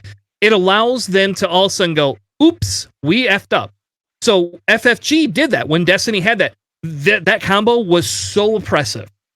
And they were at Gen Con and boom, it went down. And then the next event that they had, I don't remember where it was, but boom, it went down. Worlds, boom, it had all these things. So what they did is they put on the restricted list C-3PO and R2-D2. You could just no longer run the 2 of them at the same time. Even though that's how they designed them, you could not run them at the same time together. So if we get an Nantex, thing, they could all of a sudden put Nantex on there and put a 2-pip on there. Boom, done. Don't got to fix the points. We don't got to do anything. 2 Nantex at 35 points are probably still oppressive, but not as oppressive as 6 of them fully loaded out. Right. Period. Just hands down. Yeah. That's how that's how you can fix it. That's why banned and restricted lists, in my opinion, help the community so much. And with them saying, excuse me, we're going to get rid of, when they team up, things catch fire. Damn it, Nabi. Now you're throwing me off. But when you have these things, and people talk about, how do I get this information? If AMG wants to get better at what they do, they need to have a goddamn, site that they have our information on that's very easily accessible, which they claim they're working on. So I think that the best thing that came out of the rules changes was a banned and restricted list. Personally, I like that. Matt, your thoughts? On the rule change or the banned restricted list? Which one do you want to go on? Are we going to do the banned list later? Or are we just talking about points change? Where are we at? No, go ahead and talk about banned and restricted lists. We're done with points changes. Yeah. I don't want to talk about what point changes are going to come in 2 weeks. We already did that 2 weeks ago. Right, yeah. Okay, gotcha. Yeah. No worries. I do like the restricted list. Actually, I think that it'll be useful. I was talking on Thursday, which for people who missed our stream, it's about, to me, basically being able to add things back that were taken away that could then be used for table play, non-competitive play, that is stuff that's more fun. Like, for instance, a crew slot back onto the fire spray. Put the fire spray on the unallowed, you can't ever fly it, give it a crew slot back, done, right? So now you're able to do all those things that you could do with the fire spray before, but now you can't fly it ever in a tournament. So big whoops. You know what I mean? But at least it has the ability to have what it had back. I don't know. There's nothing wrong with an abandoned restricted list to me because I don't play competitive. So there you go. It works for Matt. There you go. If Matt says it works, it works for everybody. Now, sure. Right. I don't know. That's how that works, right? Yes. I just like it, and I just, given how our gameplay works, I genuinely think that this a minimum or restricted list is a huge benefit in the long run. And yeah, it does save reprints 100%. Like, I have Destiny cards that are no longer legal in their current form, hence the droids. They've been nerfed to such an extinction, it's not even funny. And I like restricted and banned lists so much better than I like erratas. I do not like erratas. I do not care for erratas as often. It's a thing that always gives me pause, and I have a harder time with those personally. I feel if the mistakes made, you should errata it, but there's nothing saying the size of the ban list too either, right, guys? We're not saying like the ban list is going to be 100 ships long, right? It could be literally one thing in there, right, guys? So, not I don't think it's anything to be concerned about until it's something to be concerned about. Yeah, I don't either. So I'm all for it. I think it's a positive step forward, and I will hesitantly see what they do from there. Yeah. So the next thing that they did, which is the game length changing, this is different. They're now saying no, you are no longer going to have a game that ends in complete obliteration, right? It's going to be a 12-round game. Or if you're playing casually, you can have a 9-round game or a 15-round game, whatever floats your boat. At first, I was a little confused because I've never played anything but 75 minutes ever in my life. Like, ever since I started playing X-Wing, we've always played 75 minutes. It's not even been a question. Like, we just assumed that was a normal rule. But I guess John actually came back to me. He's like, no, Chris, you need to go read the original rules. And I went back to the original rules, and they changed them. Essentially, they say until you destroy the other side. Well, when you only have 1 or 2 TIE fighters or 1 and 2 X-Wings on the board, absolutely, sure, whatever. That's easy you'll be destroyed in under an hour. Somebody will. Probably the TIE fighters because they suck. Right. The idea, though, is they're just changing this for the game rules. They're just making a clarification FFG should have made years and years and years ago, even if they just said it's a 75-minute round. They officially, on that day, I watched the end of the thing, they officially said this will not affect competitive events at all. Not at all. This is for casual games, to make casual games more logical. Hence, Yeah. their goal is to bring more people in the game to play casually, which hopefully in our world means more people will play competitively. But they're going to leave tournament time up to the organizer of the event. Good. And they're going to officially probably give a recommendation of the 75 minutes like they had before. Now, with that being said, Matt and Charles played a game on Thursday, and Charles counted the rounds, and I think in 75 minutes, there was 13 rounds, roughly. Something like that. Yeah. So 11 to 12 rounds is 75 minutes. That's fine. Unless you're playing against Chris as a droid player and you have droids and we're doing a mirror match, then it could take a little bit longer. Though I am getting better at setting my dials very fast. After you play enough GSP tournaments where you have to set 7 dials and somebody gets pissed at you after a little bit. So you don't get to take forever. Yeah. To me, it's a good, good rule. And as it's already been in there, right? So people who do the runaround for the entire game, technically, it's not going to last until they finally get back in and kill stuff. So I guess it adds a bonus to those people who want to run away. You now have a limit of only 12 rounds, so you don't have to run away indefinitely. You can run around for only 12 turns. Now, that leads us into the biggest change that they announced. Yes, sir. They are getting rid of the bid system. And on top of that, they are going to deficit scoring as well. So let's clarify real quickly what each of these are. And then what I'm going to do is I'm going to give Matt the floor for a few minutes to talk about both of them because I want Matt's take on both of them. Especially because Matt is more of my in-between player when it comes to this. Matt does some competitive, some judging, and some casual play. So Matt fits that round circuit of people. So they're going to get rid of bids and essentially say that it's going to be, they are somehow going to randomly determine who becomes first player. They did not indicate that first player would be basically a roll of the dice. Yeah. They did not say whether it would be every round first player changes. Right. They just said that it's going to be randomly determined. They also said the bid deficit is essentially if you come into the game with, like Matt was saying, ace play, they come into the game with missing 25 points. The other team immediately scores those 25 points. You no longer have to kill them off to get the 25 points. You get them. So, Matt, you get 3 minutes. What's your thoughts?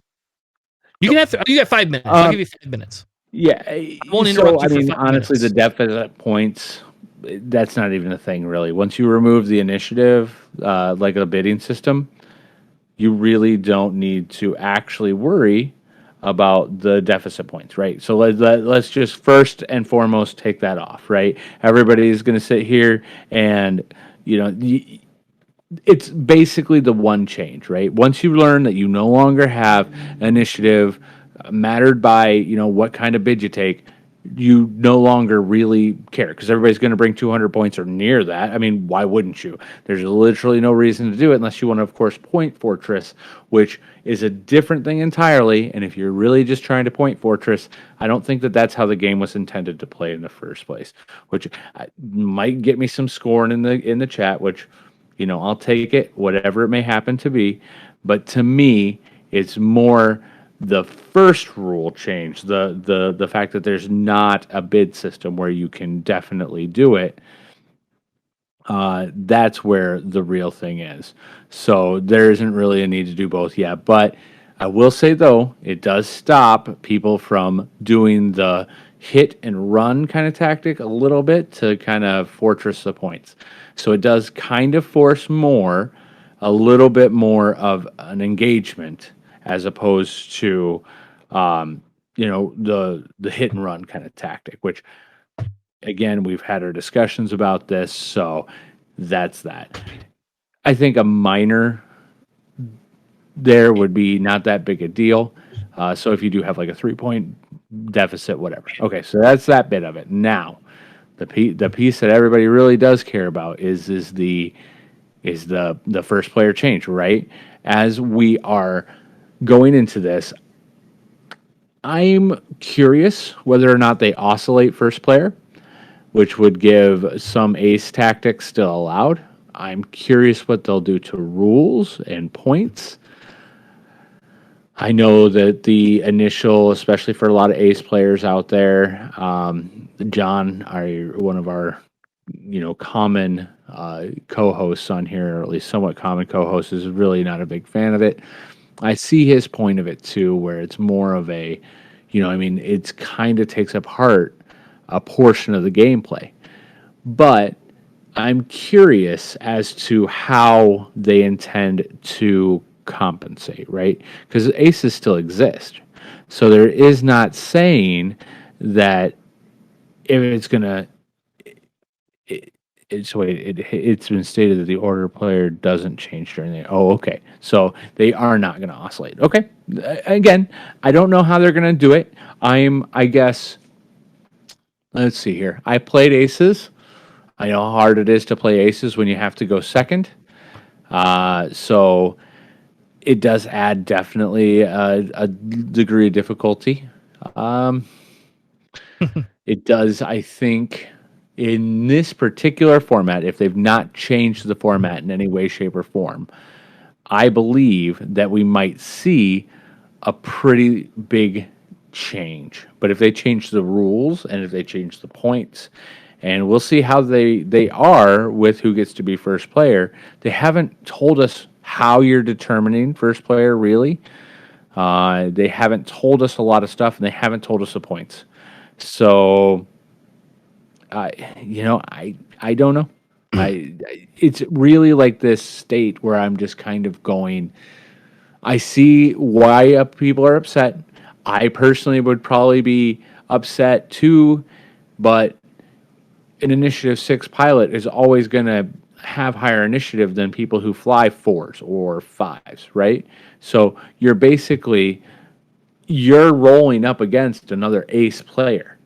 So that's kind of one of my things, right? So yeah, if I'm running a 6-6-6 setup and you're running, a swarm, it doesn't matter who has initiative, right? I'm always going to be higher than your droid swarm. It's just the way it's going to be. Now, if we both have decided, me and Chris, for instance, we both decide to bring 6-6-6 aces, well, then it becomes an issue, right? And we would be bidding against each other nonstop. We would have been, who got the higher bid, who got the less stuff. Now we're both going to come with, a similar 200-point list. And then is it really just going to come down to who gets first player? Well, maybe Chris is especially good at blocking and he wants to go first anyways, or instead of going second. So maybe he ends up having to go second. So I get to go first and block him. You get what I'm saying. So there it is. Very rambling, very disjointed, but basically holding out hope. Want to see if it actually does affect things as much as some people are worried it will. I have not been playing long enough to give the best response to that. But my thought is that I'm willing to see how they enact it before I get too upset about it. But I do think it is going to be an impact on the game and an impact on the gameplay of the game. So in my world, and I have similar take to Matt, but a little bit different, right? So with deficit scoring, I think there's two things I have an issue with. I like the deficit scoring actually quite a bit, and I disagree, John, with you. If you want to points fortress and come in at 180 points with 2 ships and run away, you should give me the 20 points, right? Because it solves some of that probability issues, right? And no, I just lost Matt. There he is.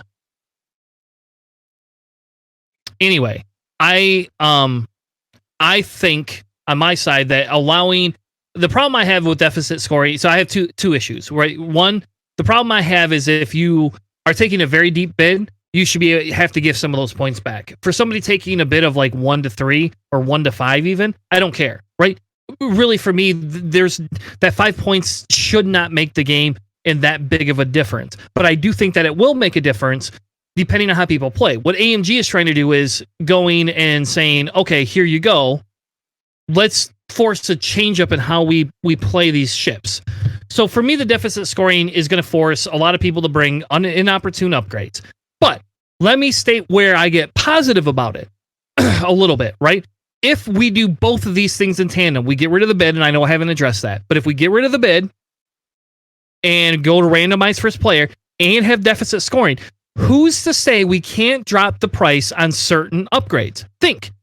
If I can have Students Here Fell with a shield and a hull upgrade, boom, there you go. Oh, give me stealth device and a shield upgrade. Thank you very much.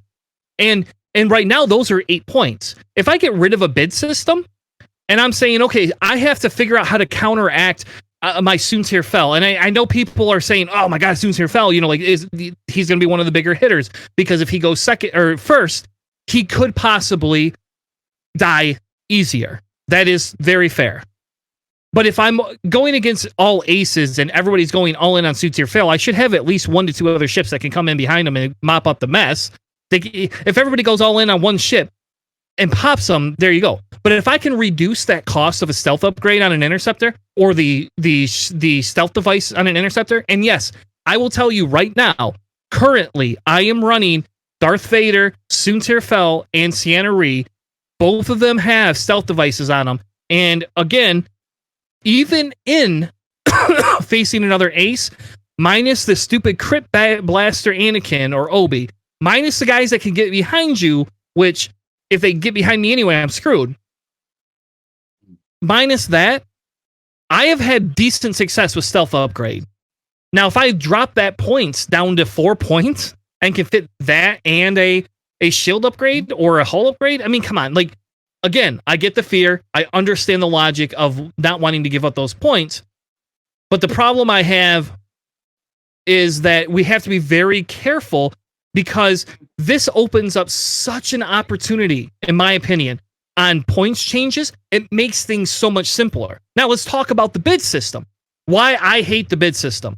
I hate it. I think it's stupid. I disagree with it. I guess I wouldn't mind if we wanted a 5-point bid system, I guess.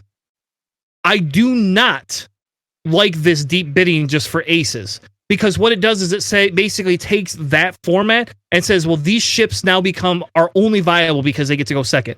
If that's the case, that ship's designed wrong. We're running those ships wrong. That's what it is. And I'm telling you, I'm running a 666 list with a very minimal bid and seeing success with it.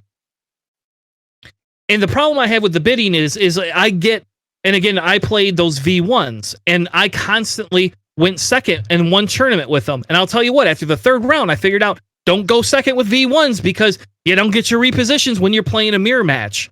They block you. They screwed me because they can move the same that I can.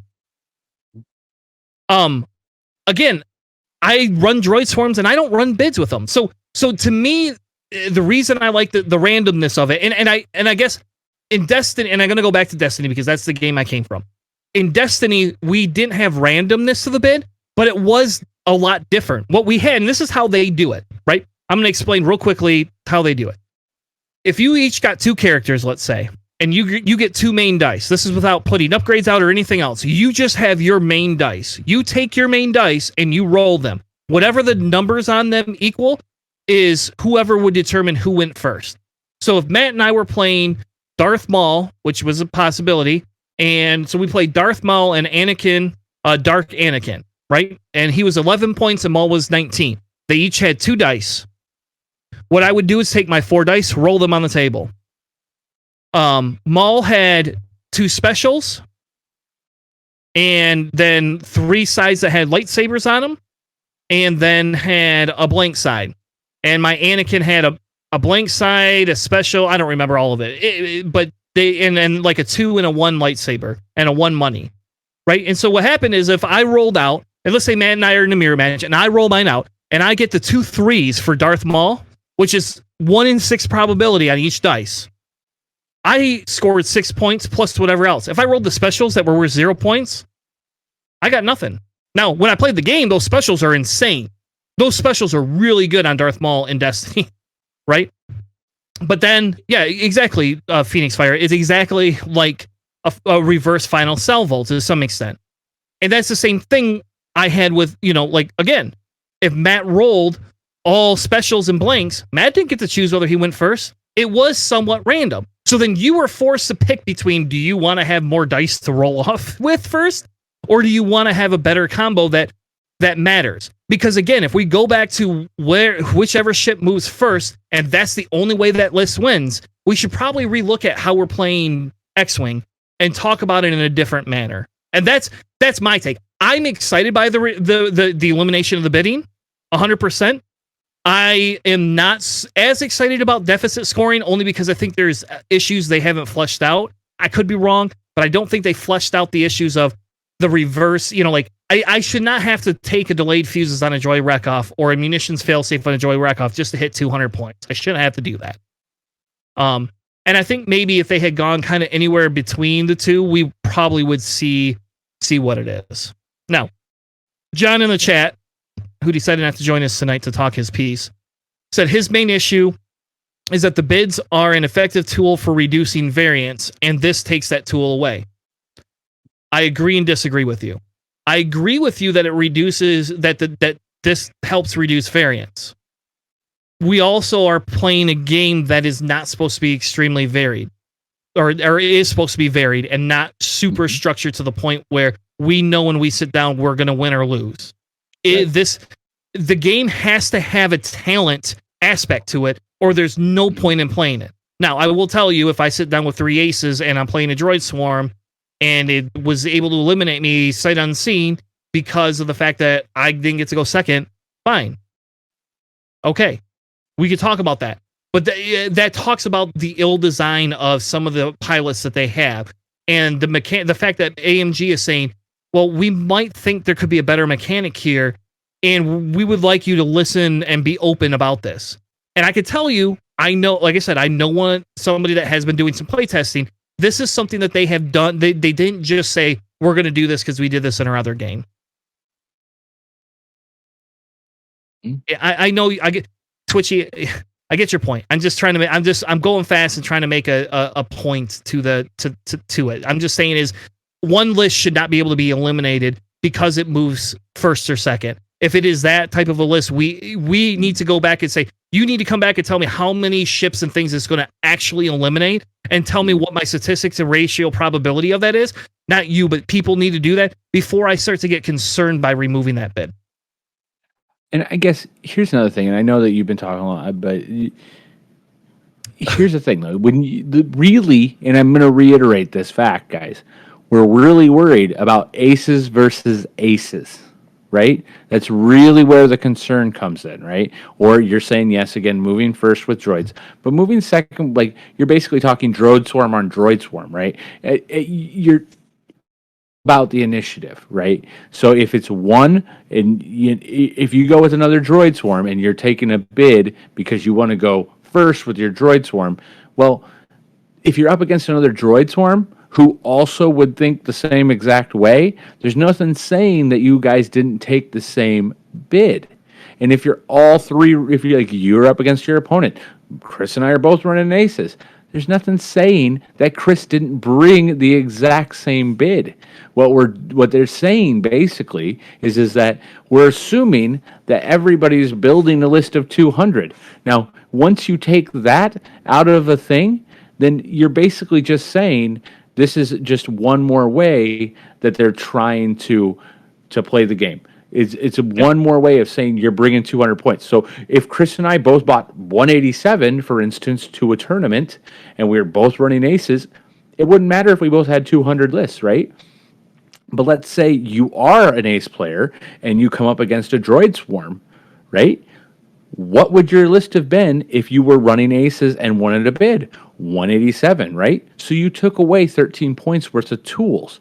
Now you can sit at the table. You're going to go first or second. It doesn't matter. You're all sixes versus all ones. You have 13 points more tools to fight that droid swarm. It could actually be, you can take 2 outmaneuvers, right? 13 points is 2 outmaneuvers. That's huge, guys. 2 outmaneuvers on 2 aces against a droid swarm. Now instead of rolling 3 dice or 2 dice on a droid, he only can roll 1.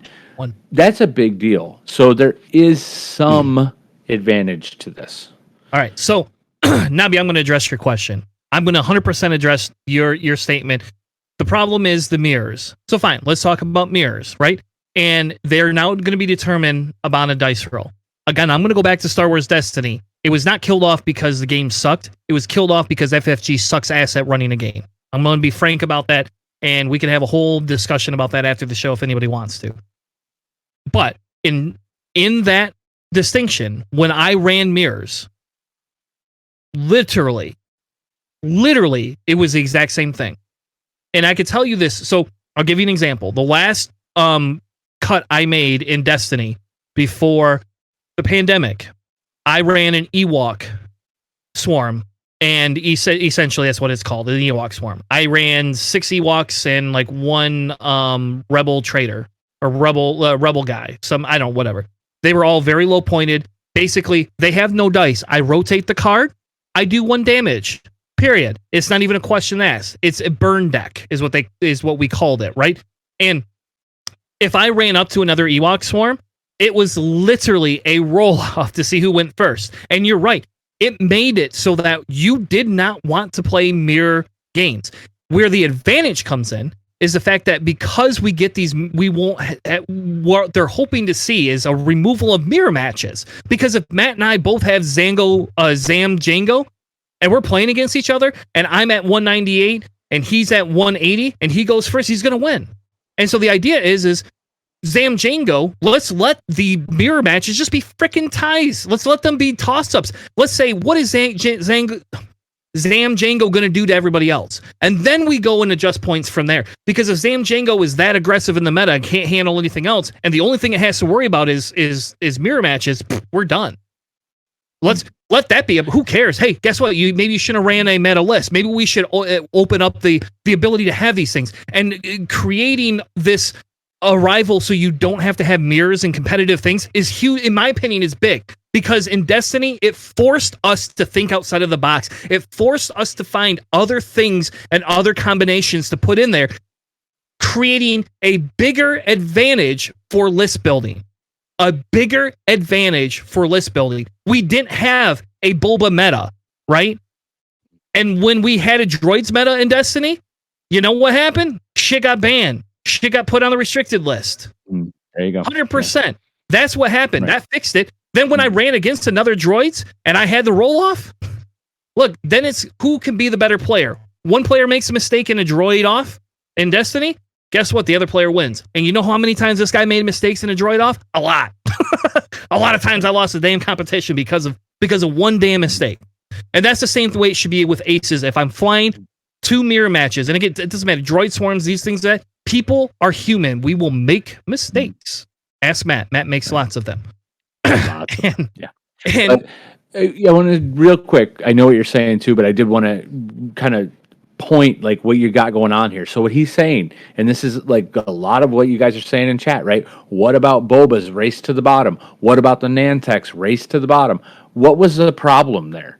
It was not like it was having to go second against its mirror, right? So the race to the bottom should not, the warning klaxon should go off when it becomes a race to the bottom. Right, guys? That's what we're trying to say. So if we're trying to get this into an ability where you're actually able to get your points down, we've done something wrong. So that's where we have the ban list. That's where we have the other thing. I'm not trying to say that this is the way it is, but this is the way we all hope, right? We're hoping that they will be on top of the points enough to notice that there's going to be this race to the bottom. Bam, 5 extra points on these Nantex. Like, right? If you see these crazy things, oh, we must have made a mistake. You know, trickle the points back up, put it on a ban list for a little while, figure things out. Whatever it may happen to be. I'm just saying, it's just a thought. Yep. And I get the hesitancy, and maybe I'll be honest and just open here. Maybe it's easier for me because I've been playing this game for a year and a half. Well, actually, it's almost October, so I'm a year and 3/4 into this game. Right?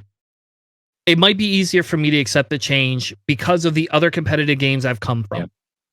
And because I have not played this game for 2 years. And I don't want to be dismissive to anybody that has played this game for a long time and and has seen more than I have. I don't want to be dismissive. All I'm asking is, Let's be open about it. And I'll tell you what, we have Thursday nights. We can run games. If people want to start running new rules right now, based on what they've told us, and we want to test this out, let's do it. We can take this data back and give it to FFG. I can send it to the person I know that's doing play testing. We can send it to people, and AMG is, to some extent, listening. They are, to some extent, listening. And I will tell you, if we would like to do this, that is fine. And I'll contact Dion. Maybe Dion wants to do it too. Again, I think this will help put people's fears at ease. I'm hoping that this change happens in September, honestly, so that the next GSP tournament in October, I can just use the new rules and feel better about it. Especially because I have a 5-tie whisper list that I'm hoping may be able to be used on TTS, because I don't want to buy 5-tie whispers, so I want to be able to play it on TTS and win with it. I don't know. So I get the hesitancy. I get this. I don't disagree that we should all be very cautious to some extent of why, but I want to say me personally, removing that bidding system I don't think is as big of a detriment to the game. And I think what it's doing is forcing people to look at how we play different lists and doing it differently. And tell you what, I didn't like playing against the Zamgo mirror when I played my GSP event. I didn't like doing it. It sucked. So it'd be happy when we don't have to play that anymore or as much. All right. Yeah. The last thing we're going to do. Yeah. Really quick, want to say that too. Yep. Same here. I don't want anybody to think I'm trying to down you. I've been playing the amount of time. I'm just hopeful that they'll make the points around it. I'm hopeful that they'll figure the rules out around it so that it isn't as big a detriment as people are worried about. I'm just wanted to say that if you are worried about it, I don't want to belittle your worry. Let's just hope together that we are going to be able to have it be all right, right? Anyway, yep. Sorry. And if Naboo's see play again, I agree with you, Twitchy. I will be very happy by that, actually.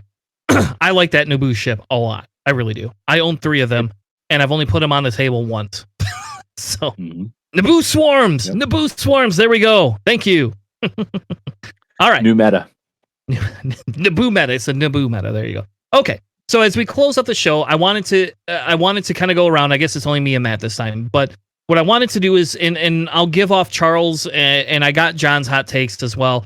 And I'm going to read through both of theirs first real quick, and then I'm going to get Matt's hot takes. And what I want to do is I want to talk about I want to give a short answer to what is the best thing that came out of this? What are we willing to try? What did we not like about it? And what gives us pause, right? And so I'm going to start with Charles. Charles is excited about more scum. He thinks that's the best thing that came out of this is he's getting more scum, both in a Gauntlet Fighter and in a Mando ship. And he made sure he rubbed it into me that said, I only bought the expansion pack and I'm buying into scum so I can play Mando now. And only 50% of that is true. I'll let you pick which is true.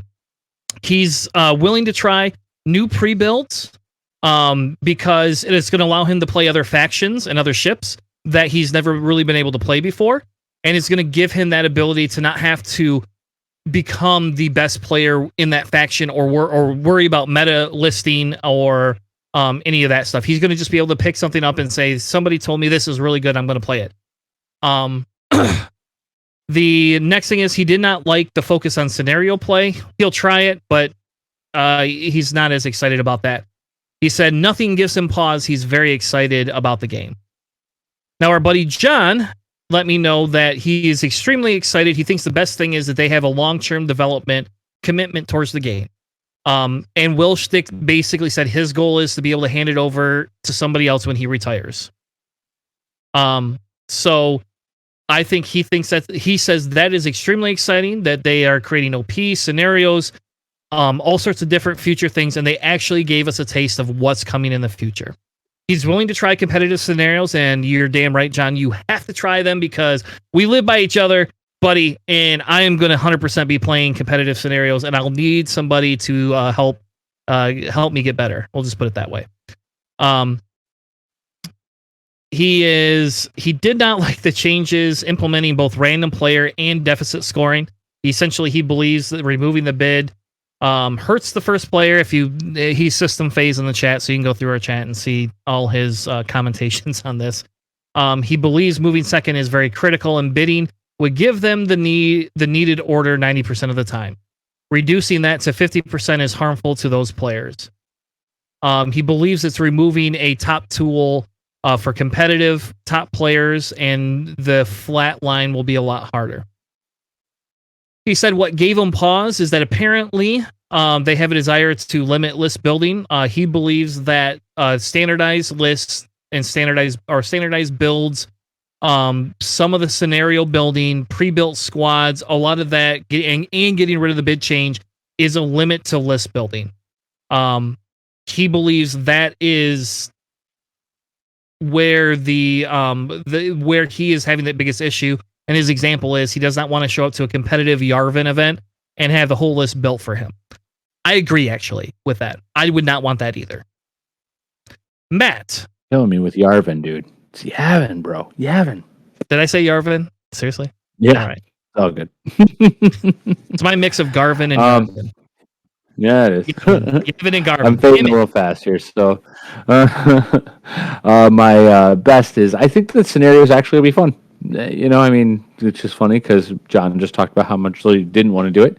But, I think that especially if you're doing like maybe same team kind of things where you're like you and your buddy both can run, with the same, rebel list trying to destroy a Death Star, sounds kind of fun.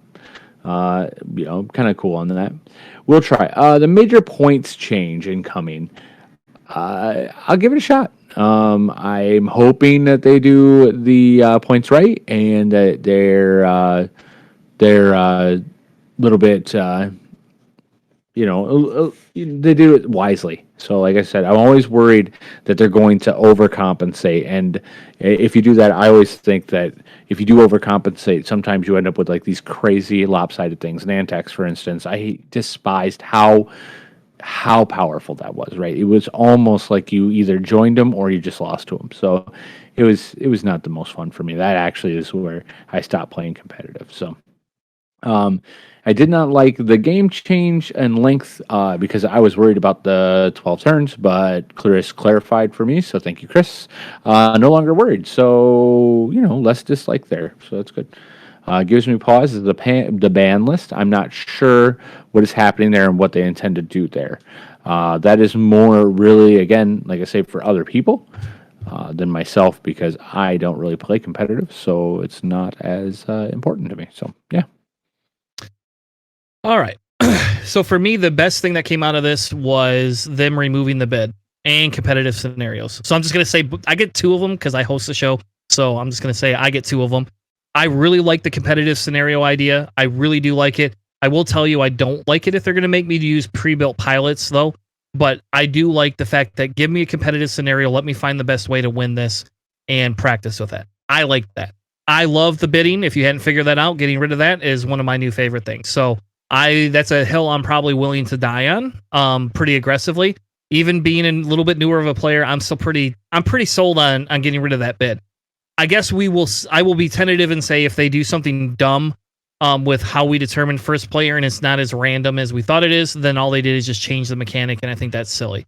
I don't know if I agree with them why they did. I don't actually probably agree with the reason AMG did it. I don't think AMG did it for competitive play. I'll be honest. I think that they did it for casual play. I like it for competitive play, though, personally. But I don't know if I'll give AMG that credit at this point. They haven't shown to deal with it. What I'm willing to try is standard squad packs, some of the standard pre-builds, some of the standard pilots. I am willing to try that. I will try the scenarios. That's not even a question.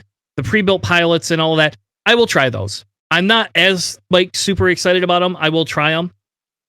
Because the next point I have is the thing I don't like is pre-built lists. I really don't like you telling me how to build the list. Pre-built pilots. But I will try them. Again, if you give me an optimal Darth Vader, or if you give me something I've just never thought of and give me a lower point, I do admit I will try them because I think that it will add a new list building challenge to the game.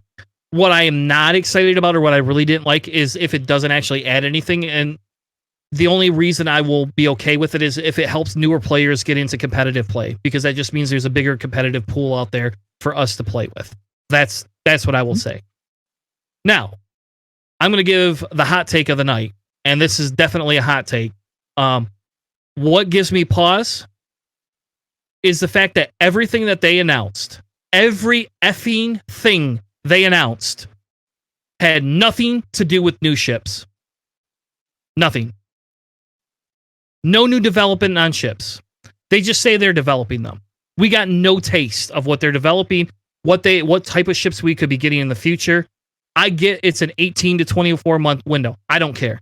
Either they're not developing something or they are. What gives me pause, and this is why I say it gives me pause, is because of the pure fact that we heard about them focusing their time on scenario play, focusing their time on competitive scenario play, giving us squadron packs, giving us pre-built pilots we already have. AMG, when am I going to get an actual new... When are you going to tell me what new ship I'm going to get? When am I going to get the Bad Batch ship? There you go. How about a Bad Batch ship? How about just alluding to the fact that you're developing a Bad Batch ship? Or a Cad Bane ship. A Cad Bane ship's at least known. We could do that. Cad Bane has not his own ship in this game. He does in Bad Batch. So, while I'm excited by all these changes, and I'll continue to support the game, and I'm very excited about it, I will tell you I'm not going to spend it. Like, you create scenarios and squadron packs, that's less money for me to buy. You want to create a new ship I got to buy 7 copies of? Okay, there we go. Now we're talking. You haven't done that. And what gives me pause is the fact that if they shift the development to those things and do not actually develop new ships or enough new ships to appease us like we have now, that you will bring new players in and you will kill our competitive nature. You're going to kill the competitive scene. And you're going to actually destroy what brings the strong support in for financially for X-Wing. And I'm not saying that getting new players to buy 1 or 2 of these ships, if you can quadruple that, great. But really, I hope you're looking, and Simone, this is directed directly at you. If you are looking at the numbers and you want to openly admit that the dollars for small purchases by new players outweighs those of us that have been playing the game for years and years and years and years, who buy multiple copies of things, go ahead, release those statistics. Because otherwise, what really gives me pause is we heard nothing about new ships at all. We know what's coming out from Disney. Disney is giving us teases of the shit coming out. We know that. We know all of the new shows. And some of those are 2 years out. So all I'm saying is, AMG, I'm pretty sure you can go get permission from the mouse to be like, hey, maybe we'll get a new Cad Bane ship. Maybe I'm gonna get a Bad Batch ship. Stuff like that. With that being said, we're gonna close the show out. Thank you all so much for joining us. Oh shit! I had an announcement. Fuck, everybody's left. All right, so next week on Sunday, are going to do our in-person tournament between me, Matt, John, and Charles live on Sunday. It'll be going all day, 10 to 10, I think, 10 a.m. to 10 p.m. Essentially, we are going to literally be streaming an all-day X-Wing tournament between the 4 of us. We 100% are, unless something happens and my setup doesn't work, I'm pretty sure we're going to be able to have live commentary and live streaming next Sunday. Please, if you want to join us, come join us. Let's talk through things. We hopefully we'll have a few giveaways for everybody. They will be stuff that we aren't going to be able to send out right away because there's still stuff that we're working on creating for the group. But if you want to watch some live X-Wing on Sunday, and I know GSP don't stream on Sunday, so if you want to watch some live in-person X-Wing on Sunday, you are welcome to join us right here on Twitch for a live tournament between me, Matt, Charles, and John. Anyway, with that being said, we'll have more graphics come out. We'll post some more Discords. We'll try to get more people to join us. We will be back next week with another amazing episode of Planning Phase Syndicate. Is anyone flying A-Wings? Hey, Nobby. If you go back... Yep, Matt is. Matt, you're not supposed to tell him. You're supposed to make him go dig through our episodes and watch some of our episodes and find out if we did it. So we have an episode... I don't know. What episode is that? Is it episode 15? I don't remember which one it was. I think it's episode 15 where we announced our list. And yes, somebody is flying A-Wings. If not, one, if not two people. So I think it's episode 15. Now I got to go look. Hold on. Now I can't close the episode out until I look. Okay. It's episode 15. Well, 15. you're going to do it without me. Bye, all. All right. It is episode 15. And we have all of our lists in there, Nabi, and we did have some list building restrictions and all sorts of crazy shit that goes along with that. Anyway, with that being said, thank you all. Have a good night, and we'll see you next Sunday at 10 a.m. Eastern.